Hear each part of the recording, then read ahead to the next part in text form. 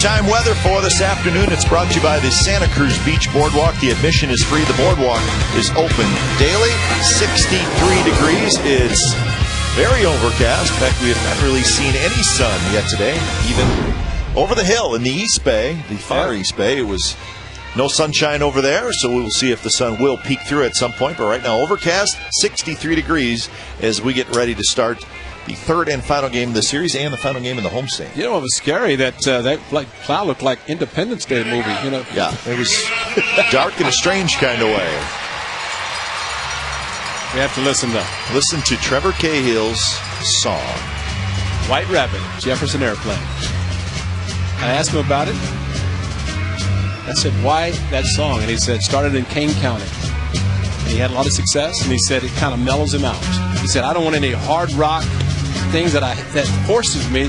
I'm pumped anyway. I don't need something to get me pumped up. So this kind of mellows me out and gets me set to go 9 innings. I love it.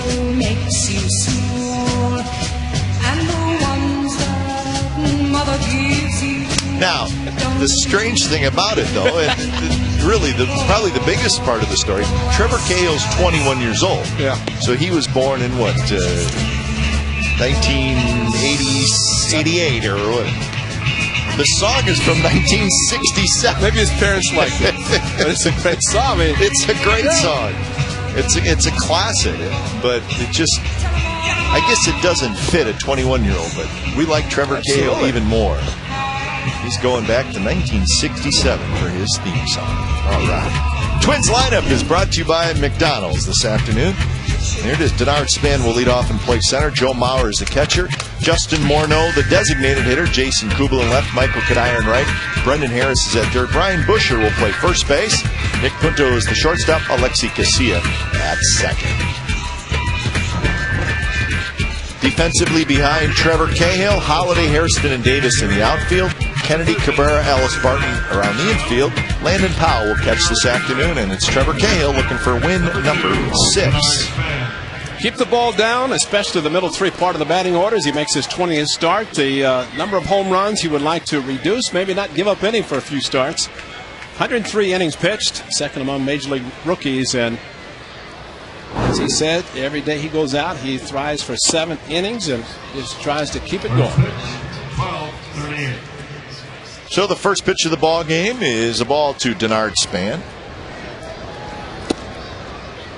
Span, Mauer, Morneau. And then Kubel, so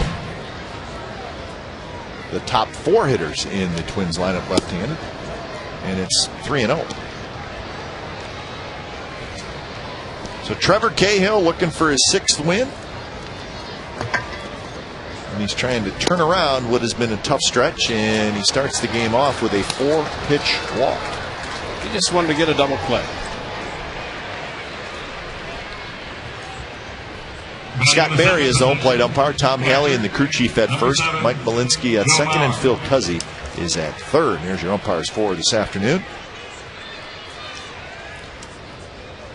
Remember, Trevor Cahill, his last win was on June 22nd, and it was against the Giants here at the Coliseum, and he was terrific. 7 innings, gave up just 4 hits and 1 run, and well, you watched that start. He was in complete control. Kurt Young is coming out.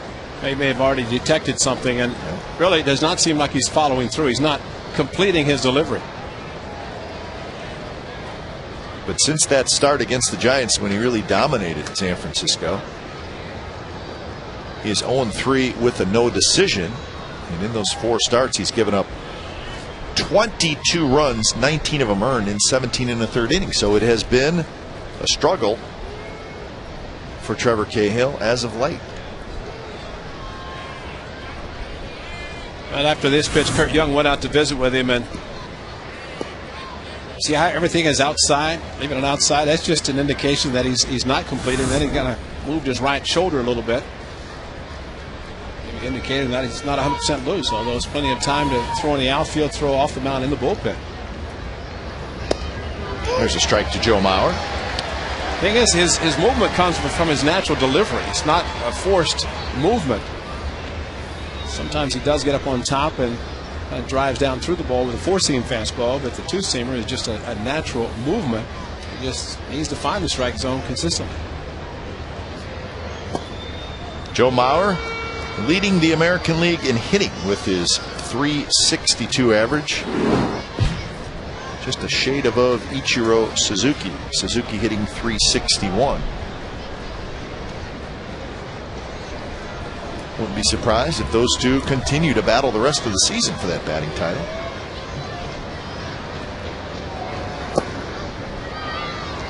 Three and one now to Trevor Cahill. I remember they started in Los Angeles on June the 17th. He just ran into the first inning problems where he could not throw a strike. He actually won that game. He walked 4. After 2 outs in the first inning, he couldn't throw a strike. Got out of it. Quick throw, and Span dives back. That's what you get with young pitchers, right, Ray? Yeah, you're going to get a couple good starts in a row. You may get a couple bad ones in a row. And so, kid's 21 years old. Yeah, but also realize, too, that he is going to be around for a long time. It's just a matter of fine-tuning it. Drive to left center field. Holiday gets over there and makes the catch. And the bottom line, you let the opposition put the ball in play, you got a chance to get it out. And that's the case with one of the best hitters in the American League. 3-1, inside out swing, line drive, but it Justin Morneau. Right back into the glove of Matt Holliday.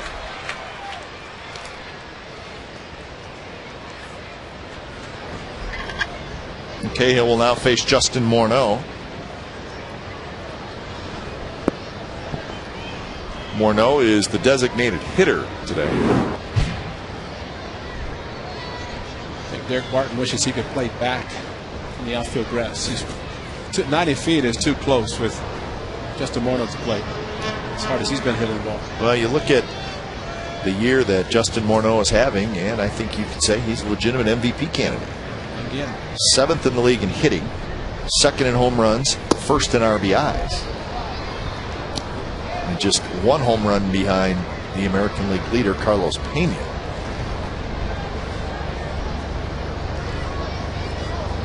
Won an MVP a couple of years ago and said could do it again.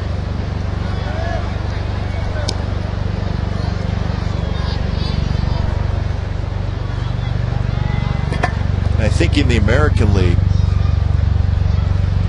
there's not one guy just going off the charts like Albert Pujols is in the National League, where he is clearly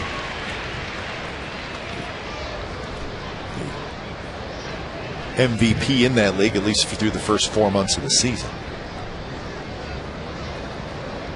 and no reason to think he's going to slow down. No, that's right. As long as they pitch to him.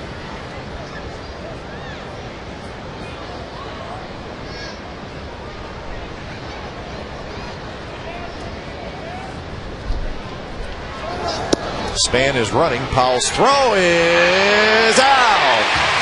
A short hop dug out by the shortstop Cabrera, and Denard Span is thrown out trying to steal. Landon Powell, one of the quickest releases, even though he does not play that much, but very quick footwork. Watch the quick turn, and he did his job. He got the ball down there to second base in plenty of time. It's up to the second baseman, shortstop, to make the pick. Cabrera did. Even though he might have been safe, he was out. That one's driven to right, and Rajay Davis is just going to turn around and just determine how far it goes into the seats. And it went a long ways. Number 24 for Justin Morneau, and that, folks, was a long one.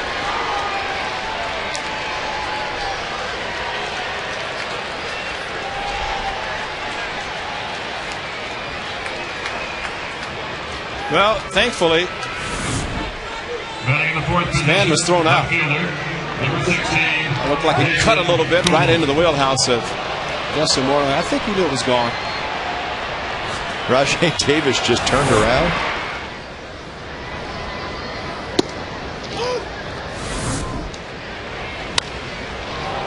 Yeah, it's just a matter of Rajay just wanted to be a fan and watch. We're all fans at Yankee Stadium last year at the All-Star game with the home run hitting contest, Which was won by Justin Morneau. He didn't steal the show like Josh Hamilton did. Won the contest. 1 and 2 to Jason Kubel. So home runs continue to be an issue for Trevor Cahill. That's the 20th he has given up this year, and 17 of them have been hit by left-handed hitters. And you get an account where hitters can look for a pitch, and Justin Morneau, it doesn't really try to jack up and let the bat go. It's just a nice, easy swing, very controlled swing. But you make a mistake, he'll hurt you. Speed pitch. Kubel swings and misses. Side retired. So Justin Morneau, his 3rd home run in the series, gives the Twins a 1-0 lead. Hi, this is Jason Jones. Hi, this is Jack Frost. Hi, this is Matt Holliday. Hi, this is Dallas Green. Welcome to Dallas. Enjoy the game. Enjoy the game.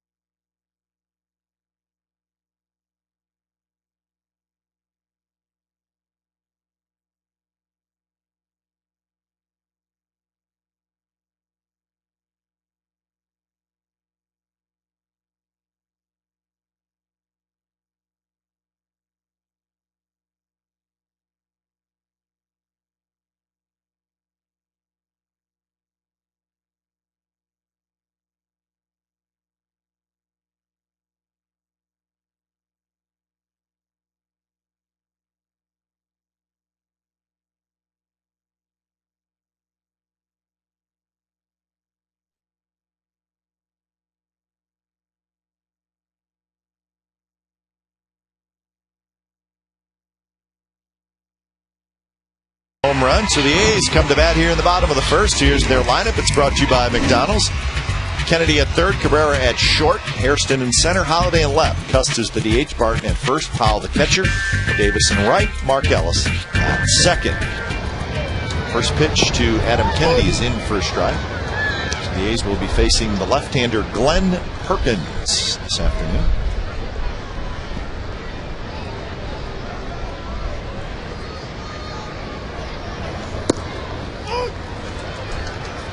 Oh, 2 quickly to Adam Kennedy. 3 hits in the series for Kennedy.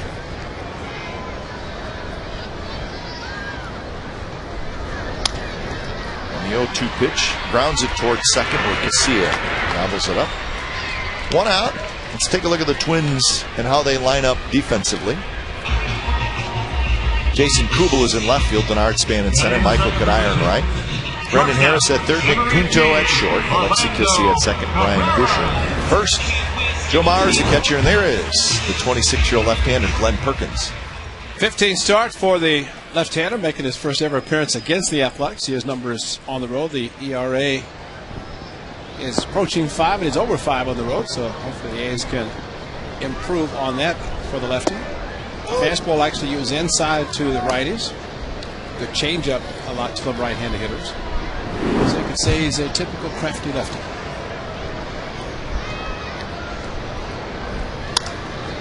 Hard hit ball past the diving Casilla, and that's a base hit for Cabrera.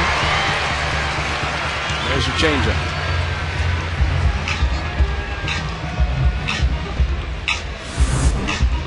Off speed, Cabrera took the first pitch, stayed back, and last night base hit to right center to score at 1 with 2 outs.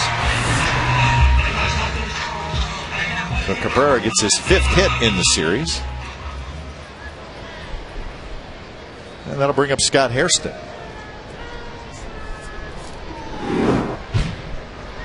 Hairston 2 for 8 in the series. He scored a couple of runs. Overall with the A's, the average at 244.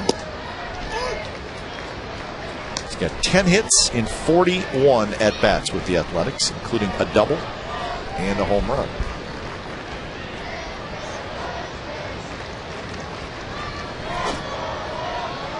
Well, the A's have been running early in the ball game.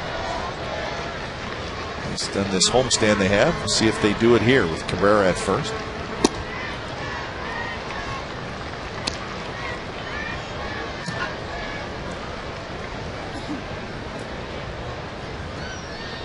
Doesn't have particularly great move to first base, so maybe something the A's could pick up on that. He does have a little leg kick, kind of a slide step to the plate. 2-1 now to Scott Hairston.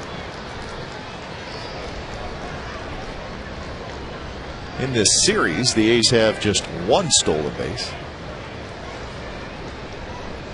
Mauer is very good, as big as he is, and getting up and releasing the ball. Very strong arm, very accurate. Line drive by Scott Hairston to left field for a base hit. 2 on and 1 out here for the A's in the bottom of the first, and Matt Holliday will step in. Well, he likes his changeup, and he's getting 2 hits on the changeup. This time, Hairston able to pull the changeup, which was left up in the strike zone. Excellent swing and very still, very calm at the plate, and very quick once he unloads, as he did against Josh Becker in Boston. His first game started.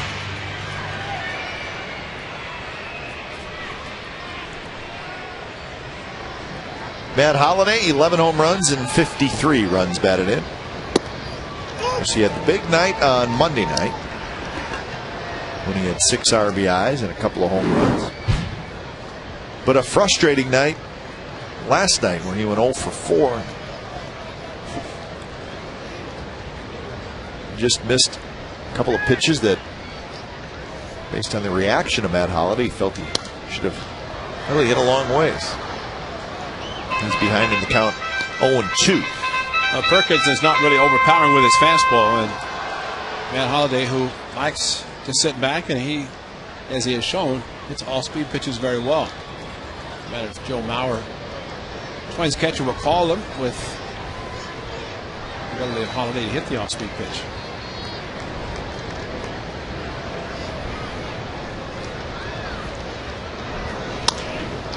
Bounced in the hole, and it gets past Punto. It's a base hit to left field. Cabrera will come in to score, and the ball game is tied at 1. Matt Holliday bounces one through the left side. Really surprised at Punto, and maybe he was thinking he could make the play, go to third base, and get the lead runner. Because otherwise, he's been around long enough to know that you dive for the ball, keep it on the infield. He was so close, and maybe he thought he could catch it, but reaching it, that's when you get your uniform dirty in the first inning. So Matt Holliday hit it hard enough to get it through the infield, and so 3 consecutive hits, and the A's tie the game. RBI number 54 for Holliday, and here's Jack Cust. So when you see a player with his uniform dirty in the early part of the game, you know he's doing a job, especially in infield. And Punto will get his uniform dirty. It almost looked like he maybe when he took that last hop, maybe the ball shot on him a little bit, but you're right. The only thing I could think is he thought he could catch it, and the only play was going to be to go to third. Harris was getting back to the bag. Anyway, it worked out well for the A's.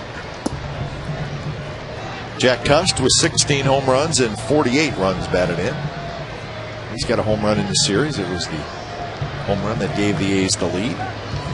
Game 1 of this series, the crazy game on Monday night.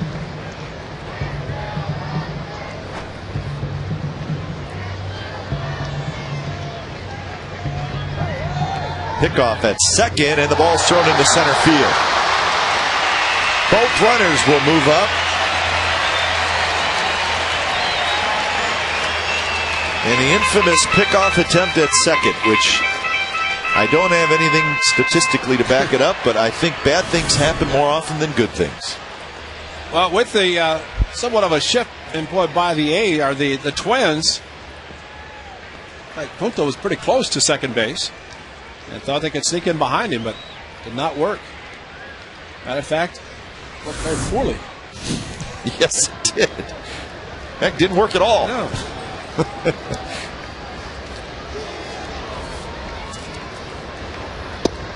Just a bit inside to Cust. So now runners at second and third. That's the third error in the series for the Twins. But overall this year, they've been a very good defensive team. Just 39 errors.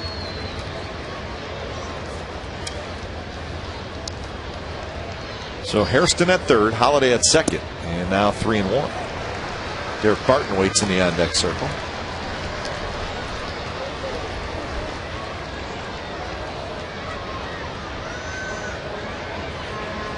Three lefties and a switch hitter in the A's lineup today, and of course lefties have hit Perkins fairly well.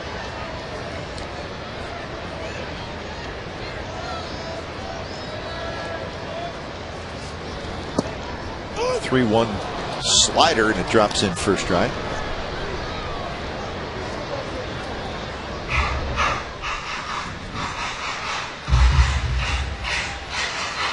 So now full count.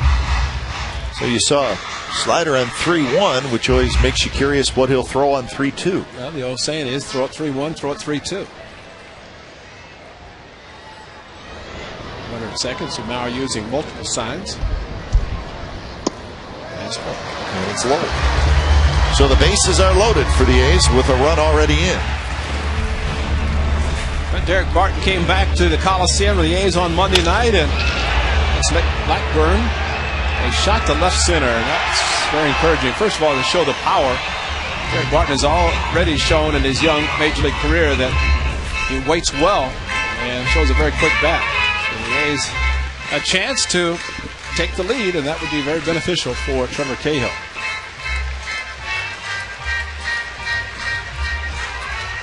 Well, it's been a very odd series for the Athletics. Game 1, 14 runs, 22 hits. 10 of those 22 hits were extra base hits. Last night, 2 runs and 4 hits, and the 4 hits were all singles. Number 10, Derek Barton.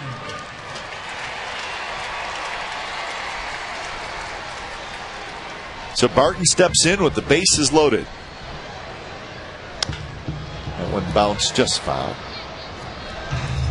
In fact, the A's had just 1 hit in the last 5 innings last night. But they changed that in a hurry this afternoon here with 3 hits in the very first inning.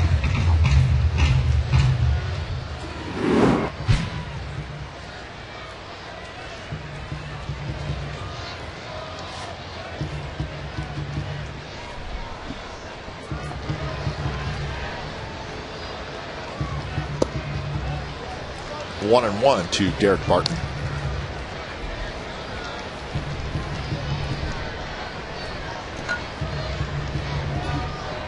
Perkins spent some time on the disabled list this year, mid-May to mid-June. Some left elbow inflammation. Bounce back to Perkins. He knocks it down. He'll get the out at home. So Perkins got his glove out there and knocked the ball down. Had he not knocked it down, it might have been a double play. So from that standpoint, maybe it's good that as it's hit pretty hard, Quinto was going right after it, and all pitcher could do, Perkins is get the play at the plate. No chance for double play.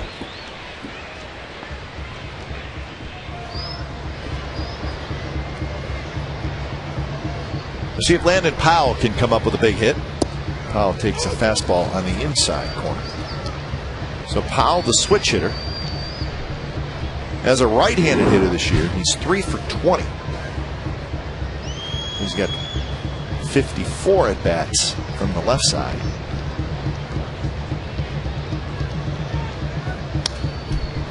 Swing there, fouled it back, so he's behind in the count 0-2.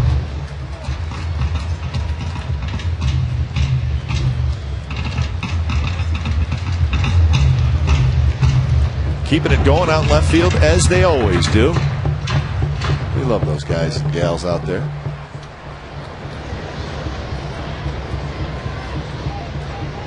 Perkins a long look in.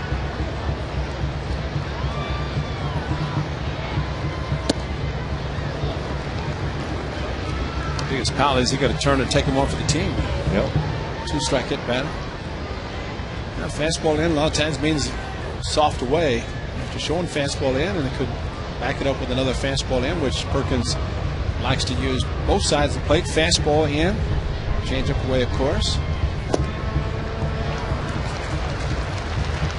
25 pitches here in the first inning by Glenn Perkins.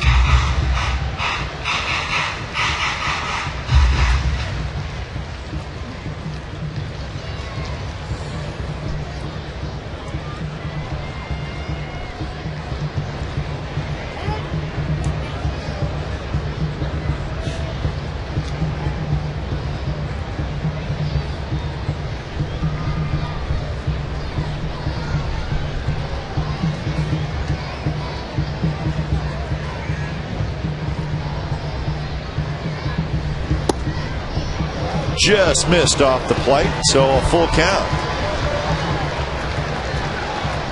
And after getting ahead 0-2, 3 fastballs, 1 in, 2 away.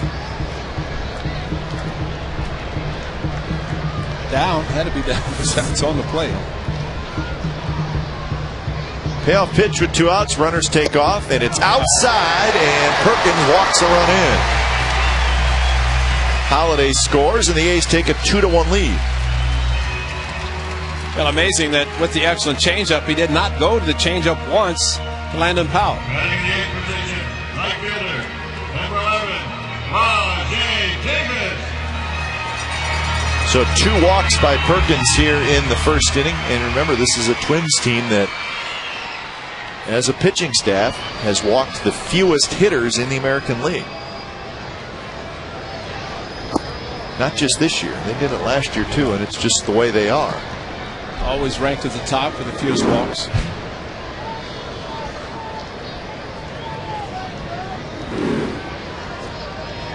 Rajay Davis, 256 with a couple of home runs.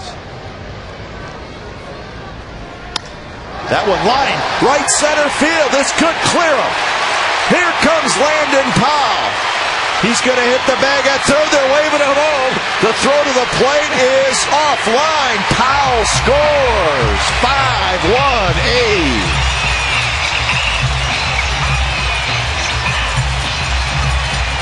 Poor Landon. Well, I knew Cuss was going to score. I knew Barton was going to score. I was pushing for Landon Powell to make it, and he did. Rajay Davis, of course, has had some big games for the A's and won a game, his first walk-off against the Twins back on June the 10th, and comes through big time. Only problem, he had one of the slowest guys on the field on the team at first base, but Nick Landon was going to be sent, and I think when he got halfway to third, he saw Mike Gallego and he said, I better keep going. Brendan Harris takes care of Mark Ellis, but Rajay Davis, a 3-run triple. Here comes Landon Powell.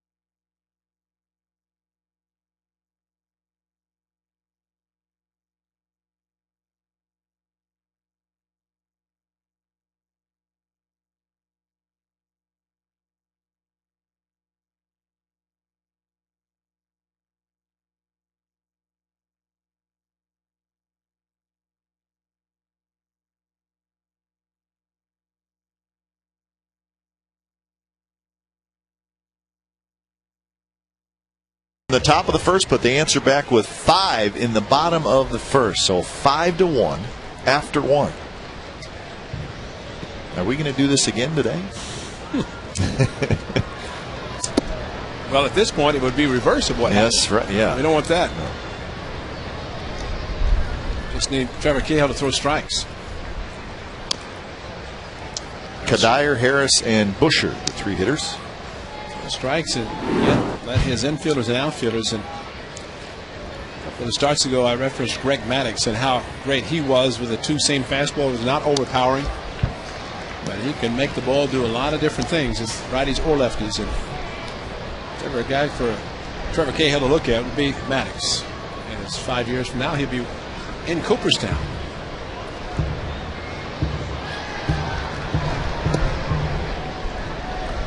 Two Michael Kadire. Kadire's had a very good series. 5 for 10 with a couple of RBIs, and he had the game winner last night. 2-out RBI triple in the 10th inning.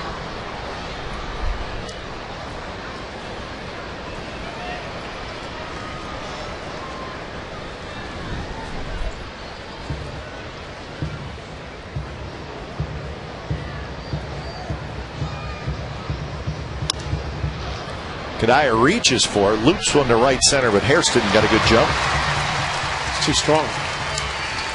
Mug Root Beer Float Day is presented by Pepsi. That's coming up on Thursday, August the 6th. Cannot wait for that. The A's will host the Texas Rangers 12:35, and celebrities and athletes will be serving floats made with Dry's brand ice cream beginning at 10:30 a.m. in the East Side Club. Floats are just $2, and you can get autographs and photos for tipping extra, with proceeds going to the Juvenile Diabetes Research Foundation. Guess whose picture is on that mug? Brendan Harris drives one to left.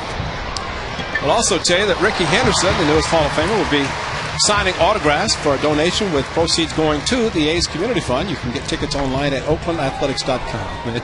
Alex Brady. I don't know if that's a root beer float or just a big mug of coffee. Dallas 7 strong innings last night, pitched well. Unfortunately, had no decision. A starting pitcher with 4 days off. That's always a good sign, though, when you have your own coffee mugs, right? These are hard to sign, though, because of the cold ice cream. Hairston's not going to get this one. It drops in front of him. Well, you got to remember, though, at the Root Beer Float Day, and I'm not exaggerating, the longest line is the Ray Fosse line. So you got to sign the most autographs. And but it's always better to sign them before they fill them with ice cream and they get the the moisture on it. Well, it's kind of turn it to the side, you spill everything. Oh, but the good news, it's a good day, though. It's fun. Root Beer Float. Leading up to the Root Beer Float Day, we'll have some brought up here. Yes, we will, because we need to taste test. That's right. Dreyer's ice cream. We know Dreyer's ice cream is good because the tips have already arrived. But we want to just find out how good.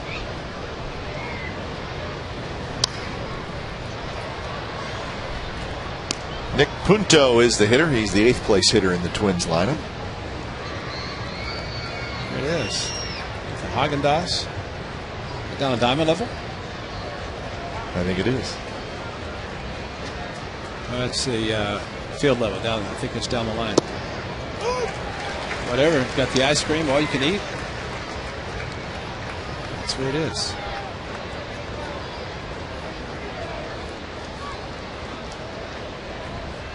Nick Punto is 0 for 7 in this series. He bounces that one. Mark Ellis on the back end, flips to Cabrera in time. Post play at second. Buscher's out. Side retired. Bottom of the second coming up. 5-1 A's.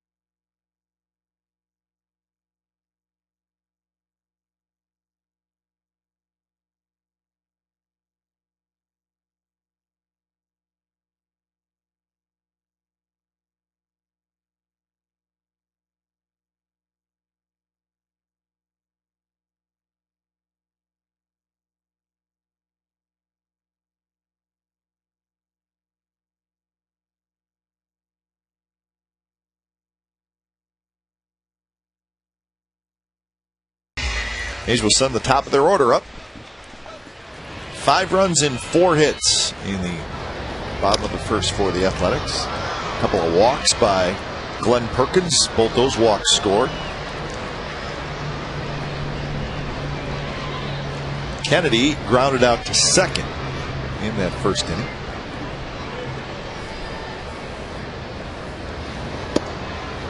So the A's wrapping up this homestand here at the Coliseum. 7th and final game, and then it's going to be a very interesting road trip. 4 games against the Yankees and 4 games against the Red Sox.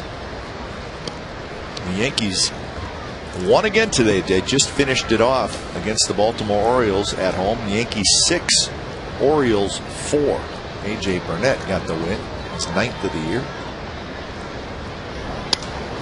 Adam Kennedy, a line drive to left center, and that'll fall for a hit. So leadoff single for Kennedy. So the win for the Yankees today, their 6th straight, and they now have a game-and-a-half lead over the Red Sox. An uppercut swing by Adam Kennedy, good opposite field hitting. He took the pitch that was left up by Perkins and hit nicely to left center.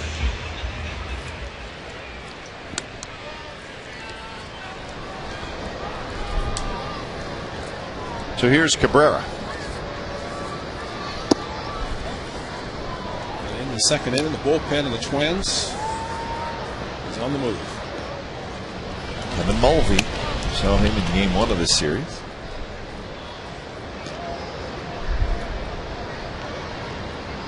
Kennedy with a good lead at first. So the reason why it's even getting more interesting in that AL East, Ray, is that the Yankees are hot. As I said, 6 in a row overall. They've won 19 out of their last 25. Red Sox are struggling. They have lost 4 in a row. They will play tonight in Texas. But the Red Sox made a trade today. They acquired first baseman Adam LaRoche from the Pittsburgh Pirates. LaRoche, pretty decent player. Got him for a couple of minor leaguers. LaRoche will be a free agent at the end of this year. The brothers LaRoche were, what, 3rd and first baseman of the Pirates? Yeah.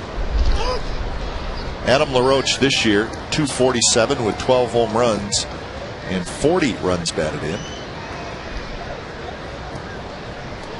Pretty good defensive first baseman. So Youkilis goes to 3rd. Yep. Stays at 3rd, I guess. He's already been there with Mike Lowell on the disabled list. Well, and this, I think, tells you a lot about the concerns the Red Sox have for Mike Lowell, who's been on the disabled list. Not sure when he will come back or how effective he will be when he does come back. So, as Ray said, Youkilis will stay at 3rd, and Adam LaRoche will play first. Father of the LaRoche brothers, Dave LaRoche, who was a teammate of mine in Cleveland, and your brother. Yeah. He was pretty good, too. Very good left-handed pitcher, exactly. So the genes are there. It's just they're not pitchers. They're position players. I'm sure their dad threw a lot of batting practice to them on the left side.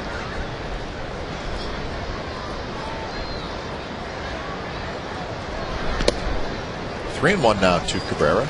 So a big name move today. Adam LaRoche is now with the Boston Red Sox. I would think quite happy. You go from Pittsburgh, trying to, what, 17 straight losing seasons? I don't know. Yeah, that situation in Pittsburgh is, they just can't seem to get it straightened out. Pitch is high to Cabrera. So a base hit and a walk to start the second inning.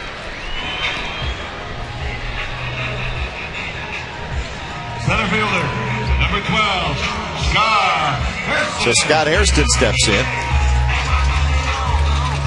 A tough start so far for Glenn Perkins.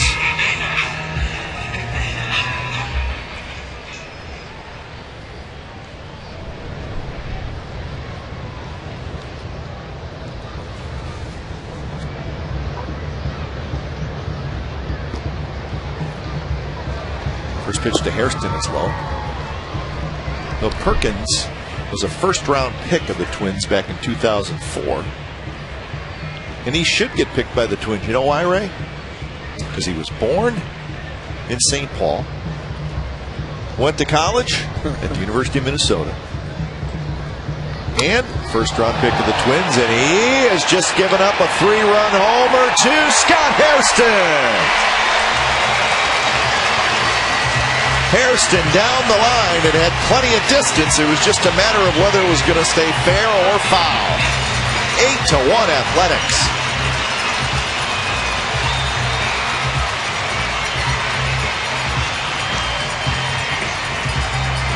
Now the changeup we talked that Perkins likes to throw, well, it was 81 miles per hour, and it left the yard very quickly.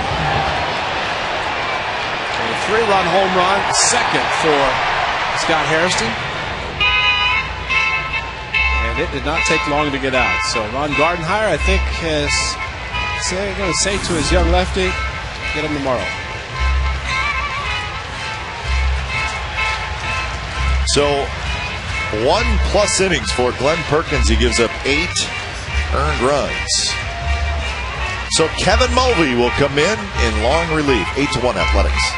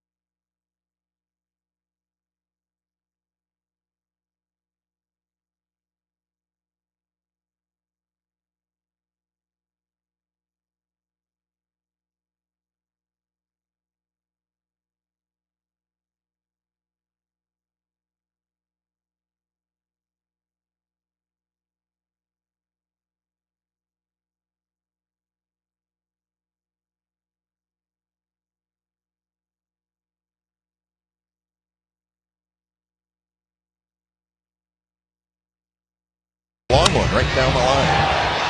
Well, he's proven he can hit a 94-mile-an-hour fastball and an 81-mile-an-hour changeup. He hits his first at the Coliseum. First is, we hope, very many in the green and gold. Right from the San Diego Padres, Scott Hairston, who was hit on the left wrist on Friday night. Back in the lineup and swinging the bat well. 41 pitches, so and Perkins might be in the bullpen.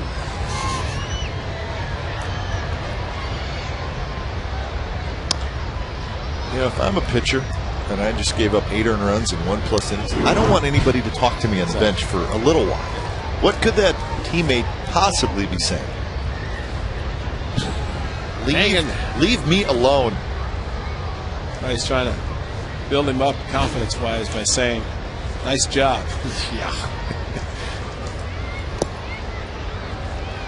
Matt Holliday had an RBI single in the first inning. I don't know what's required by the Twins, but I'd be heading to the clubhouse.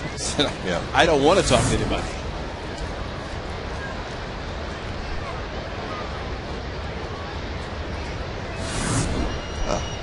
Leave the guy alone.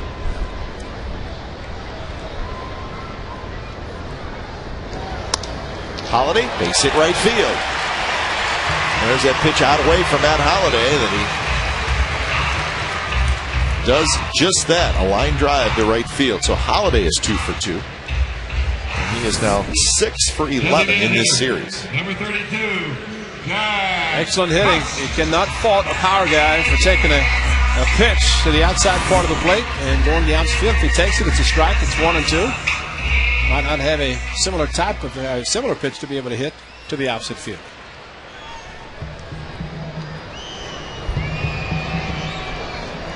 So 3 hits and a walk in the inning. And here's Jack Cust. To the backstop. Joe Mauer reached for it, couldn't get it. Holliday to second. You know what I think Glenn Perkins' teammates were saying? Remember Monday night, Joe Gonzalez gave up 11? Yeah. Got a no decision, so maybe positive. You never know. We got the A's right where we want them. I'd still rather have the 8-1 lead. That's right. I don't think Nick Blackburn is involved in that conversation.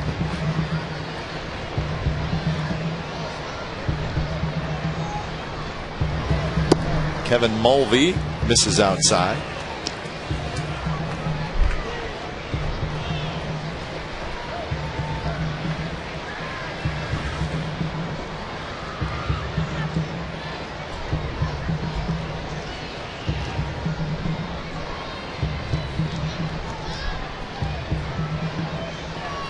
Cust hits it hard. That's a base hit. Matt Holliday will round third. He'll come in to score, and it's 9-1.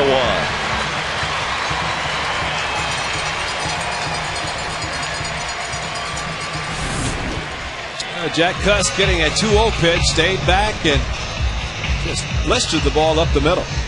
Shift or no shift, and Jack Cust right between short and second, and his first hit.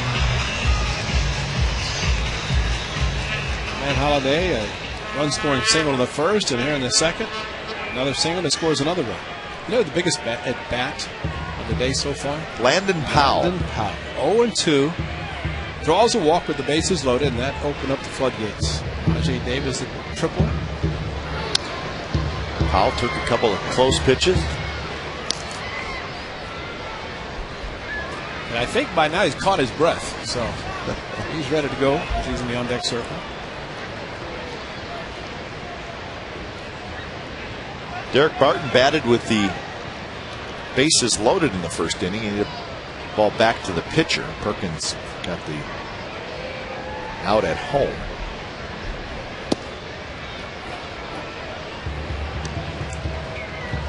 So the Twins go to their bullpen here in the second inning. They do have a couple of young guys down in their bullpen that, when brought up from the minor leagues, had been starting in the minors, and this young man Kevin Mulvey is one of them. In fact, Mulvey made his major league debut here on Monday. He was part of the Johan Santana trade with the New York Mets. Not a good day for Rick Anderson. They're a good pitching coach of the Twins, looking on. He's a starter out after just 1+ innings.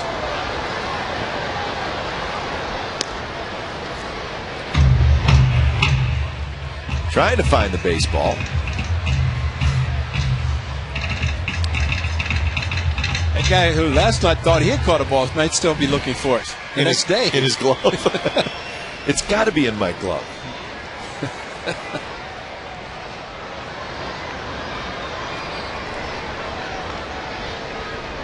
Two to Derek Barton, and he lines one foul.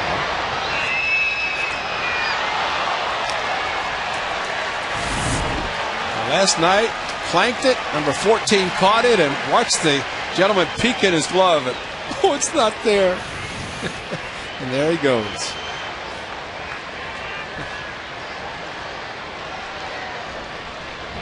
Yeah.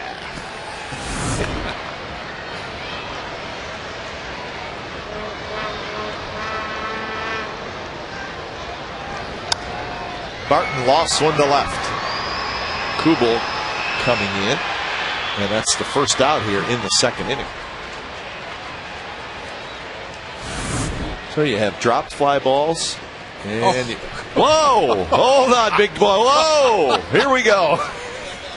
Now batting, catcher, number 35, Landon Powell. Now I have a feeling he's very excited about the fact that he caught it. I don't know about the people around him, how they feel about the whole situation.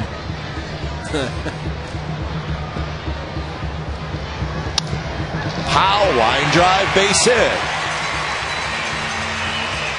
Landon Powell, a nice smooth stroke from the left side. Good news, he got a base hit. Bad news, he's at first again. And he could barely make it to first. Excellent swing. Landon Powell, just unbelievable the way he continues to have some great at-bats with limited playing time. Come on, big guy. Don't put a stopwatch on him and his speed to first. All right, we're going to see. Get your stopwatches out. Real speed. Base hit. Okay. All right. We got the Bay Area race. Bengie Molina and Landon Powell. Wow. I go with Powell. Benji's slow. Okay.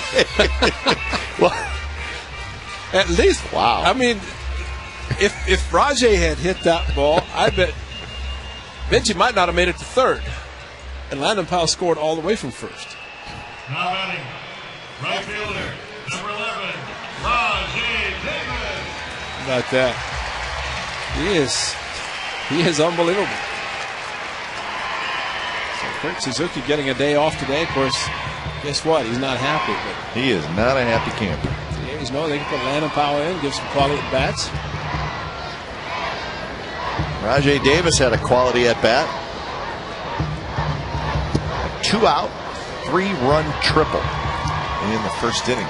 Turned a 2-1 lead into a 5-1 lead.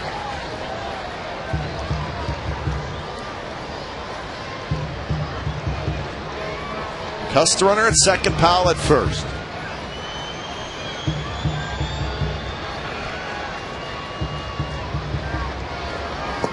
Curveball swing and a miss by Rajay. 5 hits for the A's in this inning. One of them, a 3-run homer by Scott Hairston.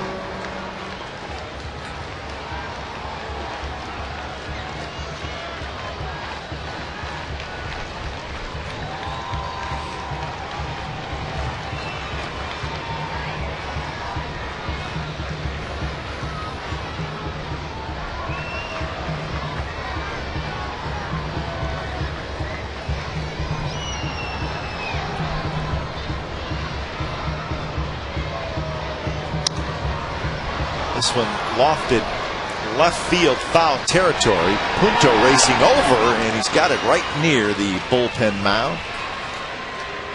So that's the second out. Time now for Subway Eat Fresh Ask Glenn and Ray. You can log on to csncalifornia.com to post your question. Adam in Sunnyvale says, after watching the Big Hurt lumber around the bases for a couple of years as an athletic, is there any more fitting athletic to carry on the tradition of the big number 35 than Landon Powell?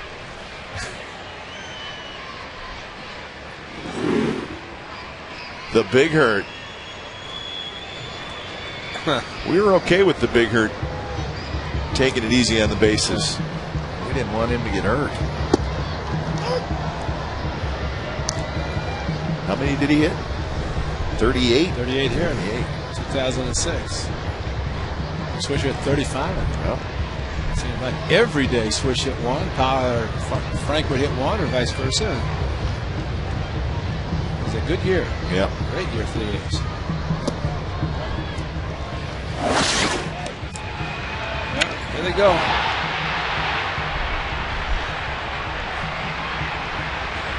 Him and Frank's is a home run.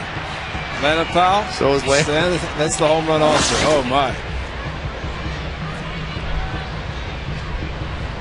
Didn't have enough time to let the tape run out. 2-1 to Mark Ellis. Mark grounded out to third to end the first inning.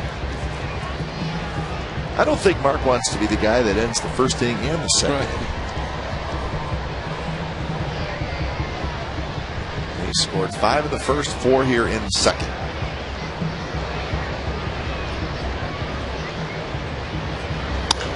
It's a shot to left field, and that's a base hit. Cust digging home. The throw to the plate goes through. Mauer puts the tag, but it's late. Cust with a good slide, and it's an RBI single for Ellis, 10-1.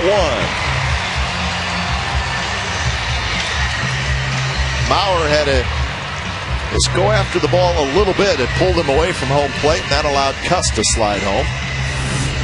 Well, with a couple of outs, the runner from second can get a good lead. Mark Ellis hit the ball almost too hard, but Jack Cuss showing the speed, cut the base very short around third base, and great slide going to the outside with a throw inside. Mauer way off the plate to go after the ball, and umpire Scott Berry in perfect position. Couldn't ask for a better positioning by the home plate umpire. Just like Mike Malinsky on Monday night. I thought he was in a terrific spot.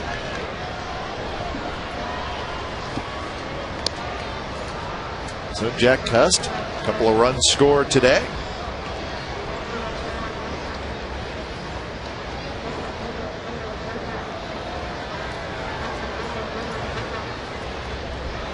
So Adam Kennedy, his third at bat, and we're just in the second inning. A ground out and a single. Single scored in the second inning.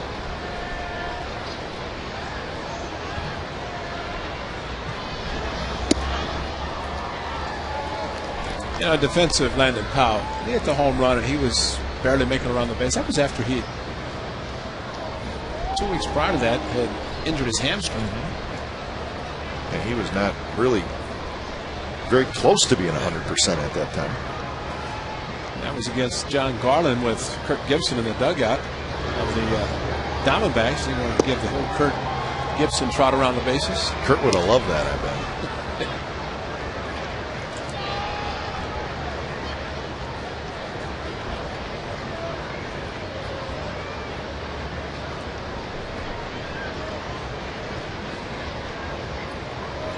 The second inning in a row that the A's have batted around.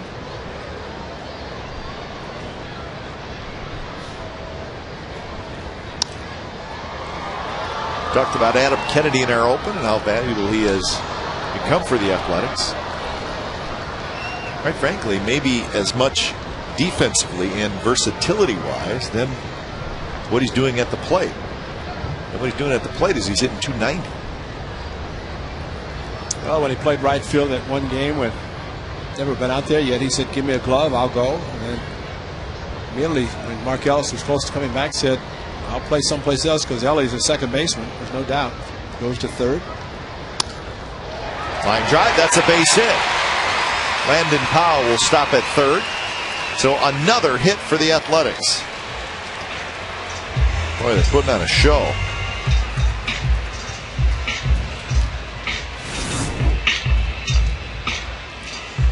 Well, what can you say about Adam Kennedy? Just continues. He grounded out his first at bat. But in the next two, which in the same inning, Shortstop. he has a couple of hits, both to the opposite field. A's have 7 hits here in the second inning. Jim Scanlon, very deserving, as he has put in a lot of hard work with this team. So great to see them come back Monday night and bounce back after last night, losing 3-2 in 10 innings. Just a little bit low to Cabrera. R.A. Dickey will start to throw. He has not pitched in this series, although he did warm up last night.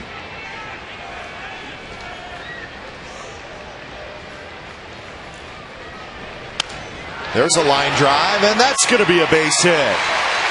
Powell will score. Ellis will score. To third goes Kennedy. And it's 12-1 Athletics.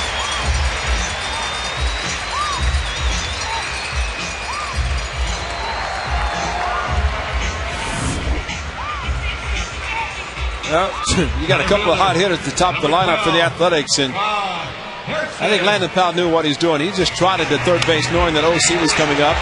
That's the way he's been swinging the bat. He could trot from third, which he does in front of the base hit.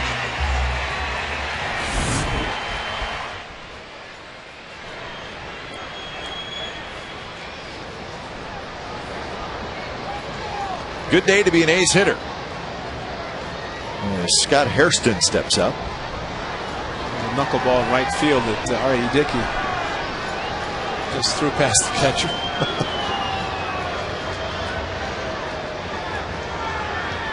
Trevor Cahill's going to maybe play a little catch, which he can do. At one time he couldn't. But you see that he's able to.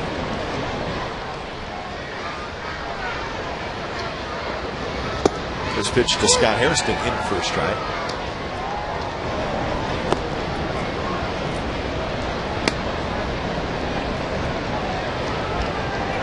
Trevor Cahill, with all this run support, he wants to make sure he's loose when he goes back out for the third.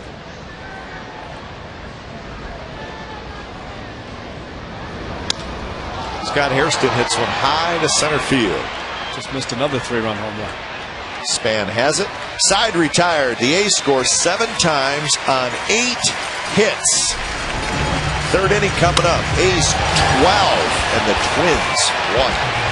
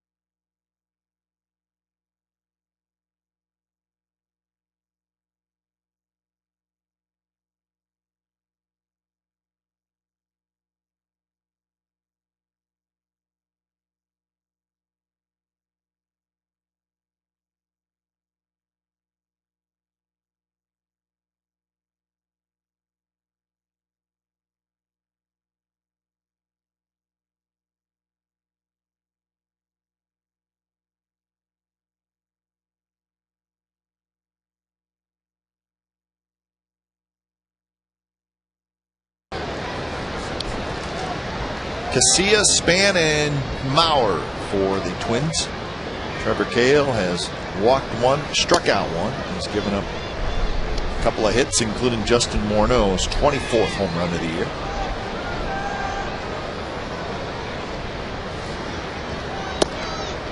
So Casilla 0 for 4 in this series. He has been on base 3 times with 3 walks. Barton, a nice play, flips to Cahill. Cahill slides. He catches the ball, lands on the bag, and Casilla's out. Well, it wasn't pretty, but an out is recorded. A little bit slow getting off the mound to head over to first base, but what he did was exceptional. He saw the runner sliding. He went to the front part of the bag. Span with the speed, just a slight hesitation. You can't do that with the speed of Span, but he went for the runner. All he had to do is go for the bag, which he did, I guess, at the same time. But right there, he is sliding, or at least going for Span, sliding head first. He avoids a collision. Shows that if he's needed, he could be a... No, he can't be a pinch runner. That's a horrible slide. It's not a head first slide. Well, he tried. Denard Span flips one down the left field line, and that'll drop fair. Holiday was playing over there, so he gets it in quickly. Yeah, we've seen this often, and I've talked to Kurt Young about it, and it's something that a lot of times it's hard for a catcher to do. But we saw it in spring training one time in particular that, but when a pitcher has to cover first like that and he actually goes into a slide, somebody's got to go out and talk to him. Yeah. Catcher. Probably a bad move, huh? So, you know, just to kind of look at him breathing. He's breathing hard. I mean, that's a sprint to first base. He dives and gives up a hit first batter, first pitch that he faces. But, you know, these guys are in shape, and all the players have talked about the. Look at it. It's a good call. But I mean, that just changes everything. But Babaleo has these guys in great shape, but that's still something that's out of the ordinary where you're sprinting to first, diving. Dallas Braden, how about this? Got to get there, got to get there. This is the third out, though. High stepping. This is his final out. That's a good call, though, by you, Trevor Cahill. To left field where Holliday's going to go back, and he'll turn around and make the catch. But as a pitcher, you really don't have any time to catch your breath. I mean, you're back on the mound, and let's go. And so it's just an easy thing to do, just to walk out. Just want to let you catch your breath, and then go back behind the plate. But there's a lot of things going on in Landon Powell's mind. I mean, he's a young catcher, first year, but those are things that you learn as you play the game. And it doesn't have to be a catcher; it could be an infielder walking over. And I think in spring training in particular, I can't remember what team it was, but the third baseman, I think 3 different occasions when a pitcher covered first, just walked over casually, talked to him, walked back to third. Maybe let him catch maybe 12, 15 seconds is all you need. Yeah. It's like I said, these guys are in good shape, and Babaleo has made sure of that. And talking to Brett Anderson the other day, he talked about his success and endurance, and has to do with what Babaleo has done in the running program. Strong legs for a pitcher really contributes to success, because you can have strong legs, helps keep the arm strong, and the proper mechanics. Legs get weak, changes everything. 3-0 pitch to Justin Morneau is in first strike. So Morneau in this series is 5 for 10 with 3 homers and 8 RBIs.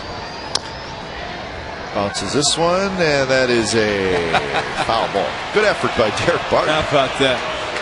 Snatched it, pulled it back, but it's got to, if it crosses the bag and he's behind the first base and he does that, that's fine. But this ball is just foul. Watch him reach it and bring it back. And then looks at Tom Hallion. It's where the ball is on the line, and actually it was the home plate umpire's call, not Tom Hallion's. Once the ball reaches the bag, then it's the first base or third baseman's call. But from home to first or third, it is usually the home plate umpire. They do share. 3-2 to Morneau, and it's low ball 4.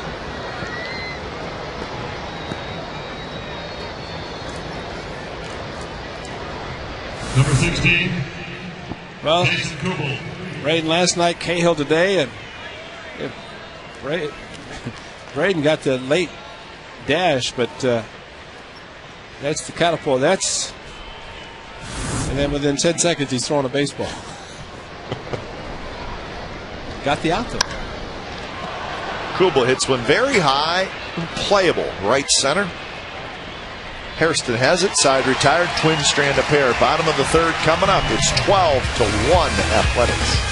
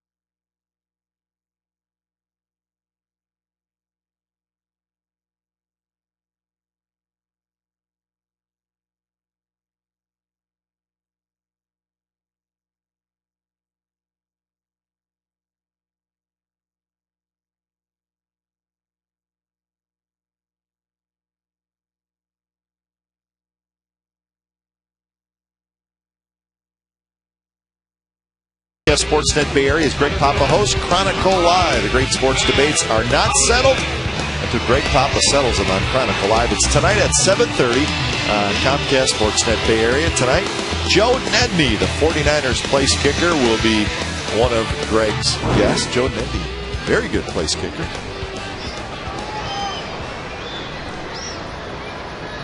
Matt Holliday leads it off. Holliday, 2 for 2. 2 singles, 2 runs scored, and an RBI. R.A. Dickey takes over.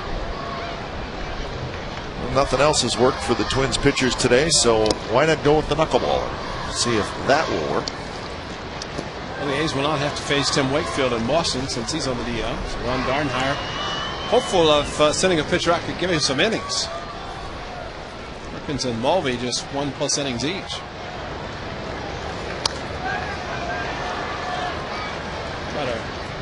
Vince Controne, he went over an hour before he finally got to do an inning. That's right. Our man Vince does 3, 4, and 7. The innings over on the radio side. Ken Korach does the other ones. Ken Korach probably needs a break. He's tired.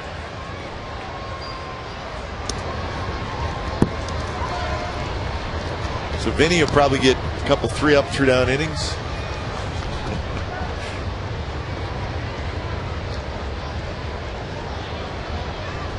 Two to Holliday. Well, we've seen R.A. Dickey before. He actually spent quite a bit of time with the Texas Rangers. Last year was with the Seattle Mariners. He will throw some fastballs and sliders. Might throw one right here in the 3-2. No, stayed with the knuckleball. He has a. Watching Tim Wakefield, it was outstanding. He starts towards the middle and then breaks down. Dickey likes to throw his up around the shoulders and break down. Designated hitter, number 32, Jack Cust. So Jack Cust steps in. Cust had an RBI single in the second inning. R.A. Dickey was a first-round draft pick of the Texas Rangers in 1996. Which leads you to the next question of, was he throwing a knuckleball in 1996? My guess, nope.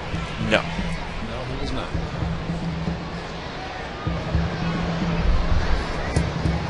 But you have to be very impressed with the fact that he developed it after maybe a career was over, and why not? That pitcher has an arm problem, comes back or something happens, he's not successful in his normal way of pitching, makes him change it. Knuckleball pitcher. Cust hits one well, center field, Span near the wall, leaps at the wall, and he caught it. Did he take a home run away from Jack Cust? Well, the way he went up, now he might have caught it before it got to the wall and then continued his jump, but that Cust maybe a little bit too much elevation.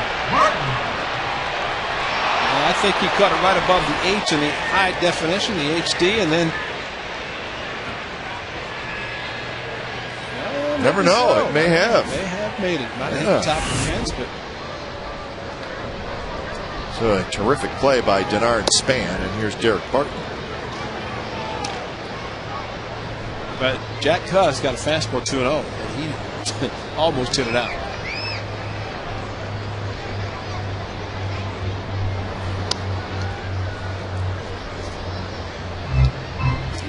Well, we saw Tim Wakefield a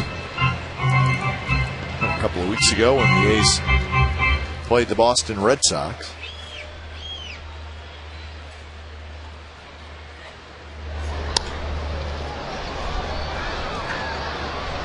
It's going to be the left fielder Jason Kubel, and Wakefield, I did not recall him throwing a fastball. Mark Ellis said that he did throw a fastball.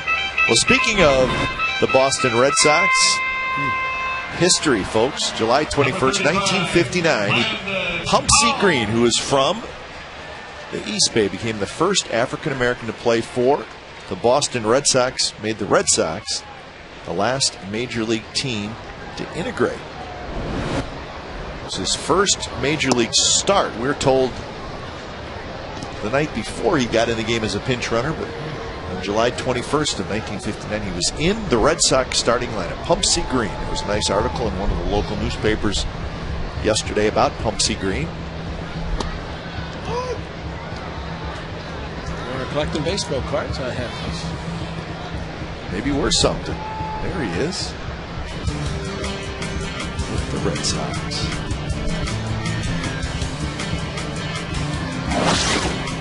He may even be watching our game. We hope he is.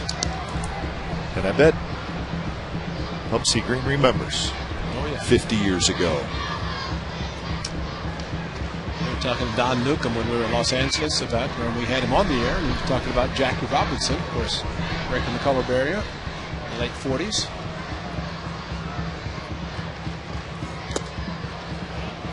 Landon Powell swings and misses. The ball pops out of Joe Mauer's glove. It's a foul ball. And there's the ground crew. Well, first of all, the ground crew's coming out, but even if that was a strikeout, which I thought it was.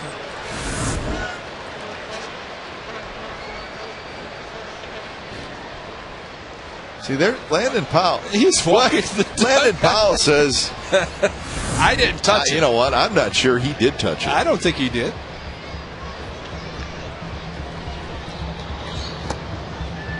The ground crew is so ready.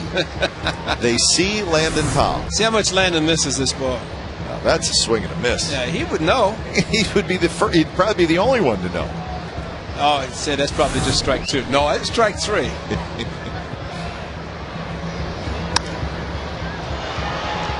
Shallow pop-up. It's going to be Denard Span who races all the way in from pretty deep center field to make the catch. Now the guys are allowed to head out to the field, led by Clay Wood.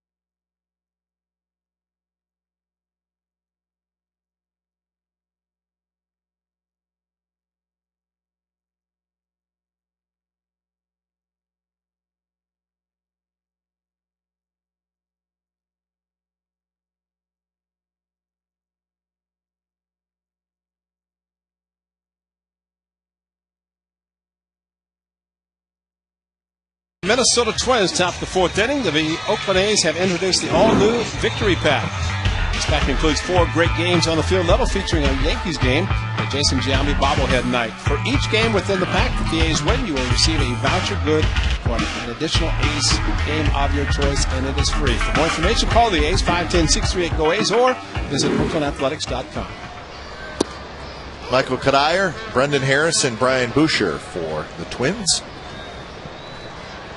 Trevor Cahill has yet to have a 3-up, 3-down inning. We'll see if he can do it here in the 4th inning. Walked 2, struck out 1.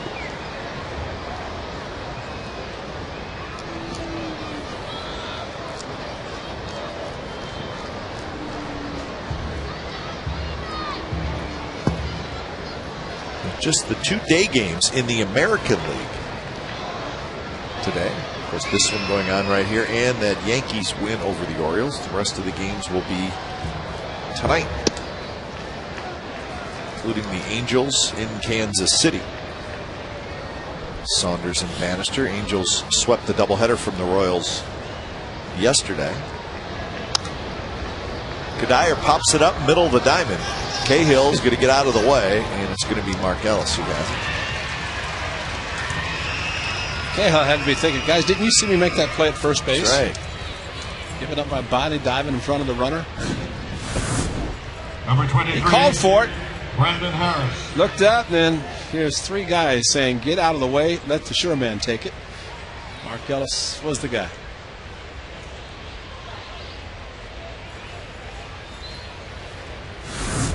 One out for Brendan Harris. Rangers will host the Red Sox again tonight.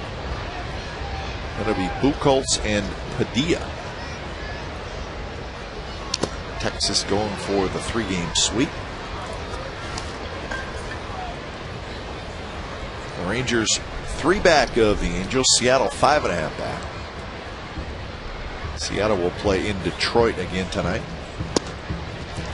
0-2 pitch, swing and a miss by Brendan Harris. Second strikeout for Trevor Cahill. But that 0-2 slider just went right after Powell in the outside corner. Watch the break right there. Number 32. And that's how you throw an 0-2 pitch. Kind of a chase, maybe I don't want to say really a waste pitch because it threw it too well to maybe that far to the strike zone, but it looked like a strike, and that's all that matters.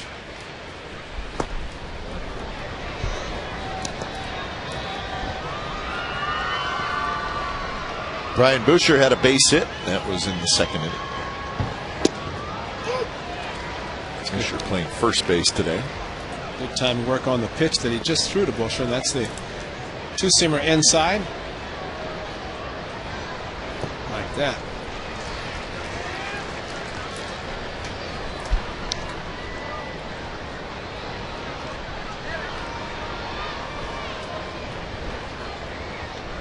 Uh-oh, they're ready. Scott Hairston in and over, and he's got it. And there is a 3-up, 3-down inning for Trevor Cahill. Bottom of the 4th coming up. It's 12-1. Rajay, don't forget your glove, buddy.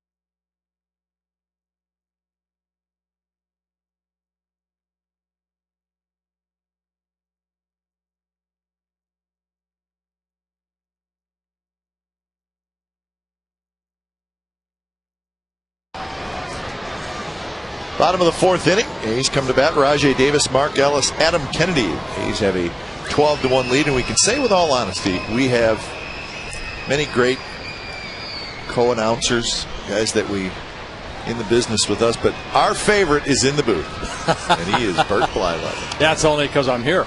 You know what? No, that's not true. I'm on your side right now because look at the scoreboard. Yeah. You know, 12-1. Yeah. But if it gets to be 12-2, we may have a repeat of Monday night, because that's what it was Monday. I know. You never give up in this game, do you? From your standpoint, it was fun over here.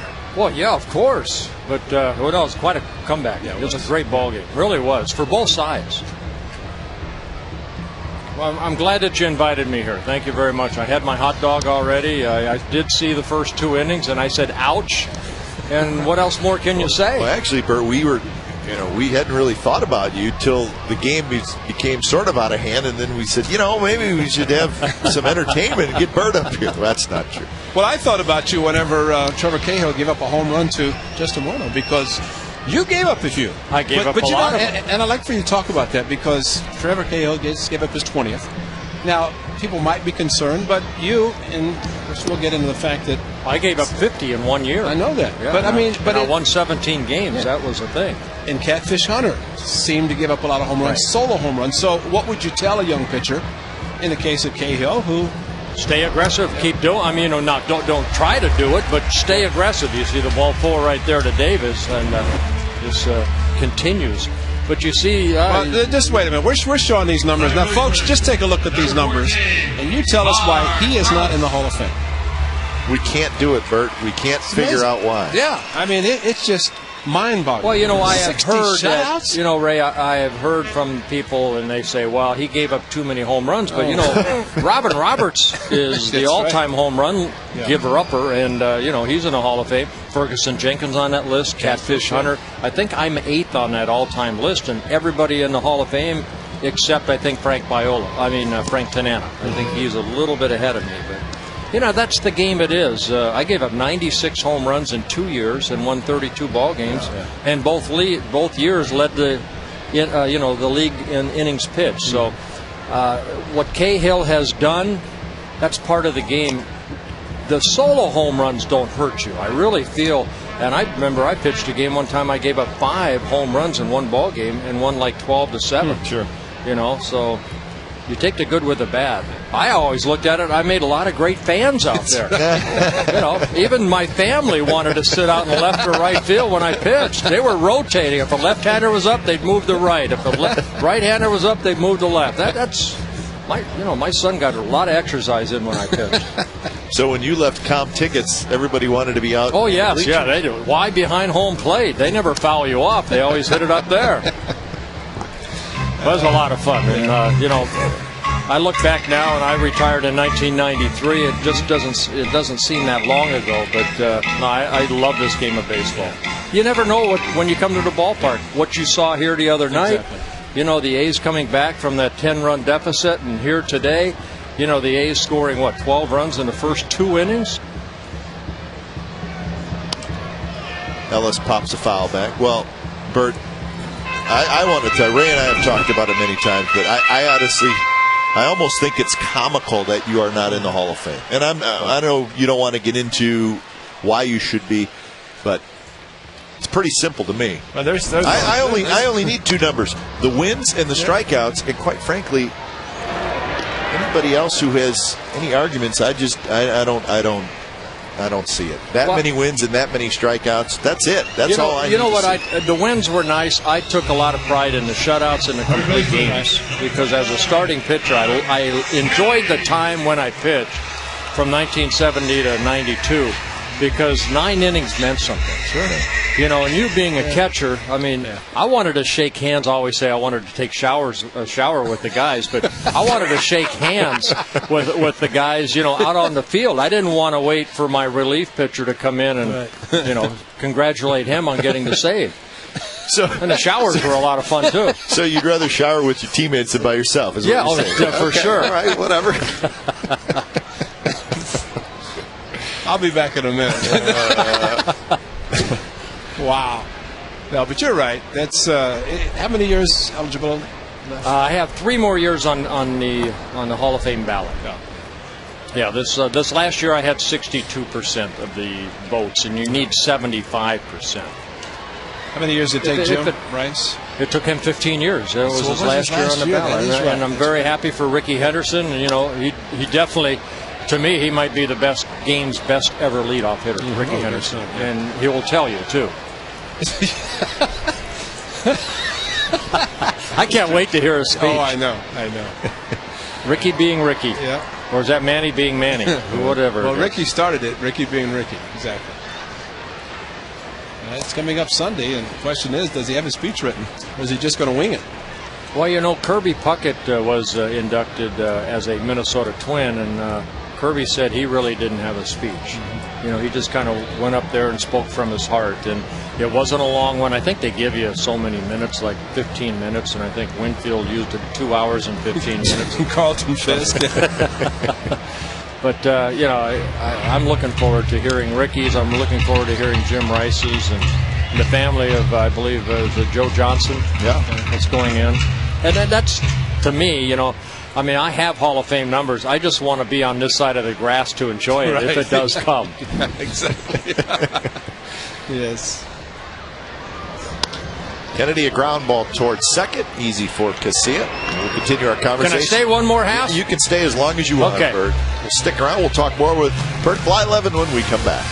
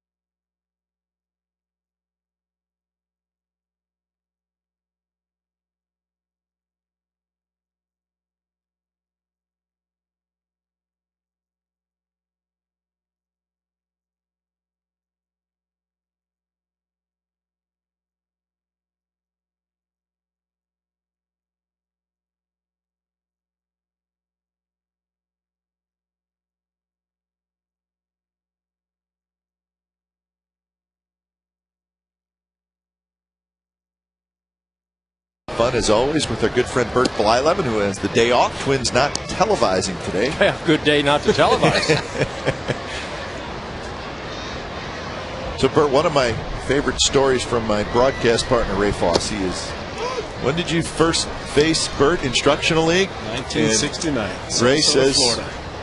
he didn't think he was ever going to make it to the big leagues after seeing your curveball. Well, Ray was with the Cleveland Indian organization, and back then an Instructional League was, of course, after the season, and it was 2 months, if I remember right, and we played actually games. I mean, it's not like the Instructional League today where they start an inning with a man on second base and whatever. We played actual games, and we got in the championship. It's the Minnesota Twin organization against the Cleveland Indian Instructional League, and I faced Ed Farmer. He was my opposing pitcher, and won that game 1-0. Both of us pitched very good that game. But Ed didn't have the curveball that you possessed, and I saw that thing come in, and when it right in my head, I ducked, and it's a strike, and I said, I'm in trouble. Well, a lot of people talk about the curveball, and Ray, as a catcher, everything keys off the fastball. Fastball is the most important thing, and throughout my career, I always knew that, I had so much confidence in that curveball, but it was my fastball that set up that curveball. I had to pitch inside, learning from Don Drysdale at an early age about the aggressiveness of pitching inside, but mainly pitching down and away. And I know, you have a lot of viewers out there that want to play baseball or are trying to pitch and stuff like that. Everything keys off the fastball. Work both sides of the plate.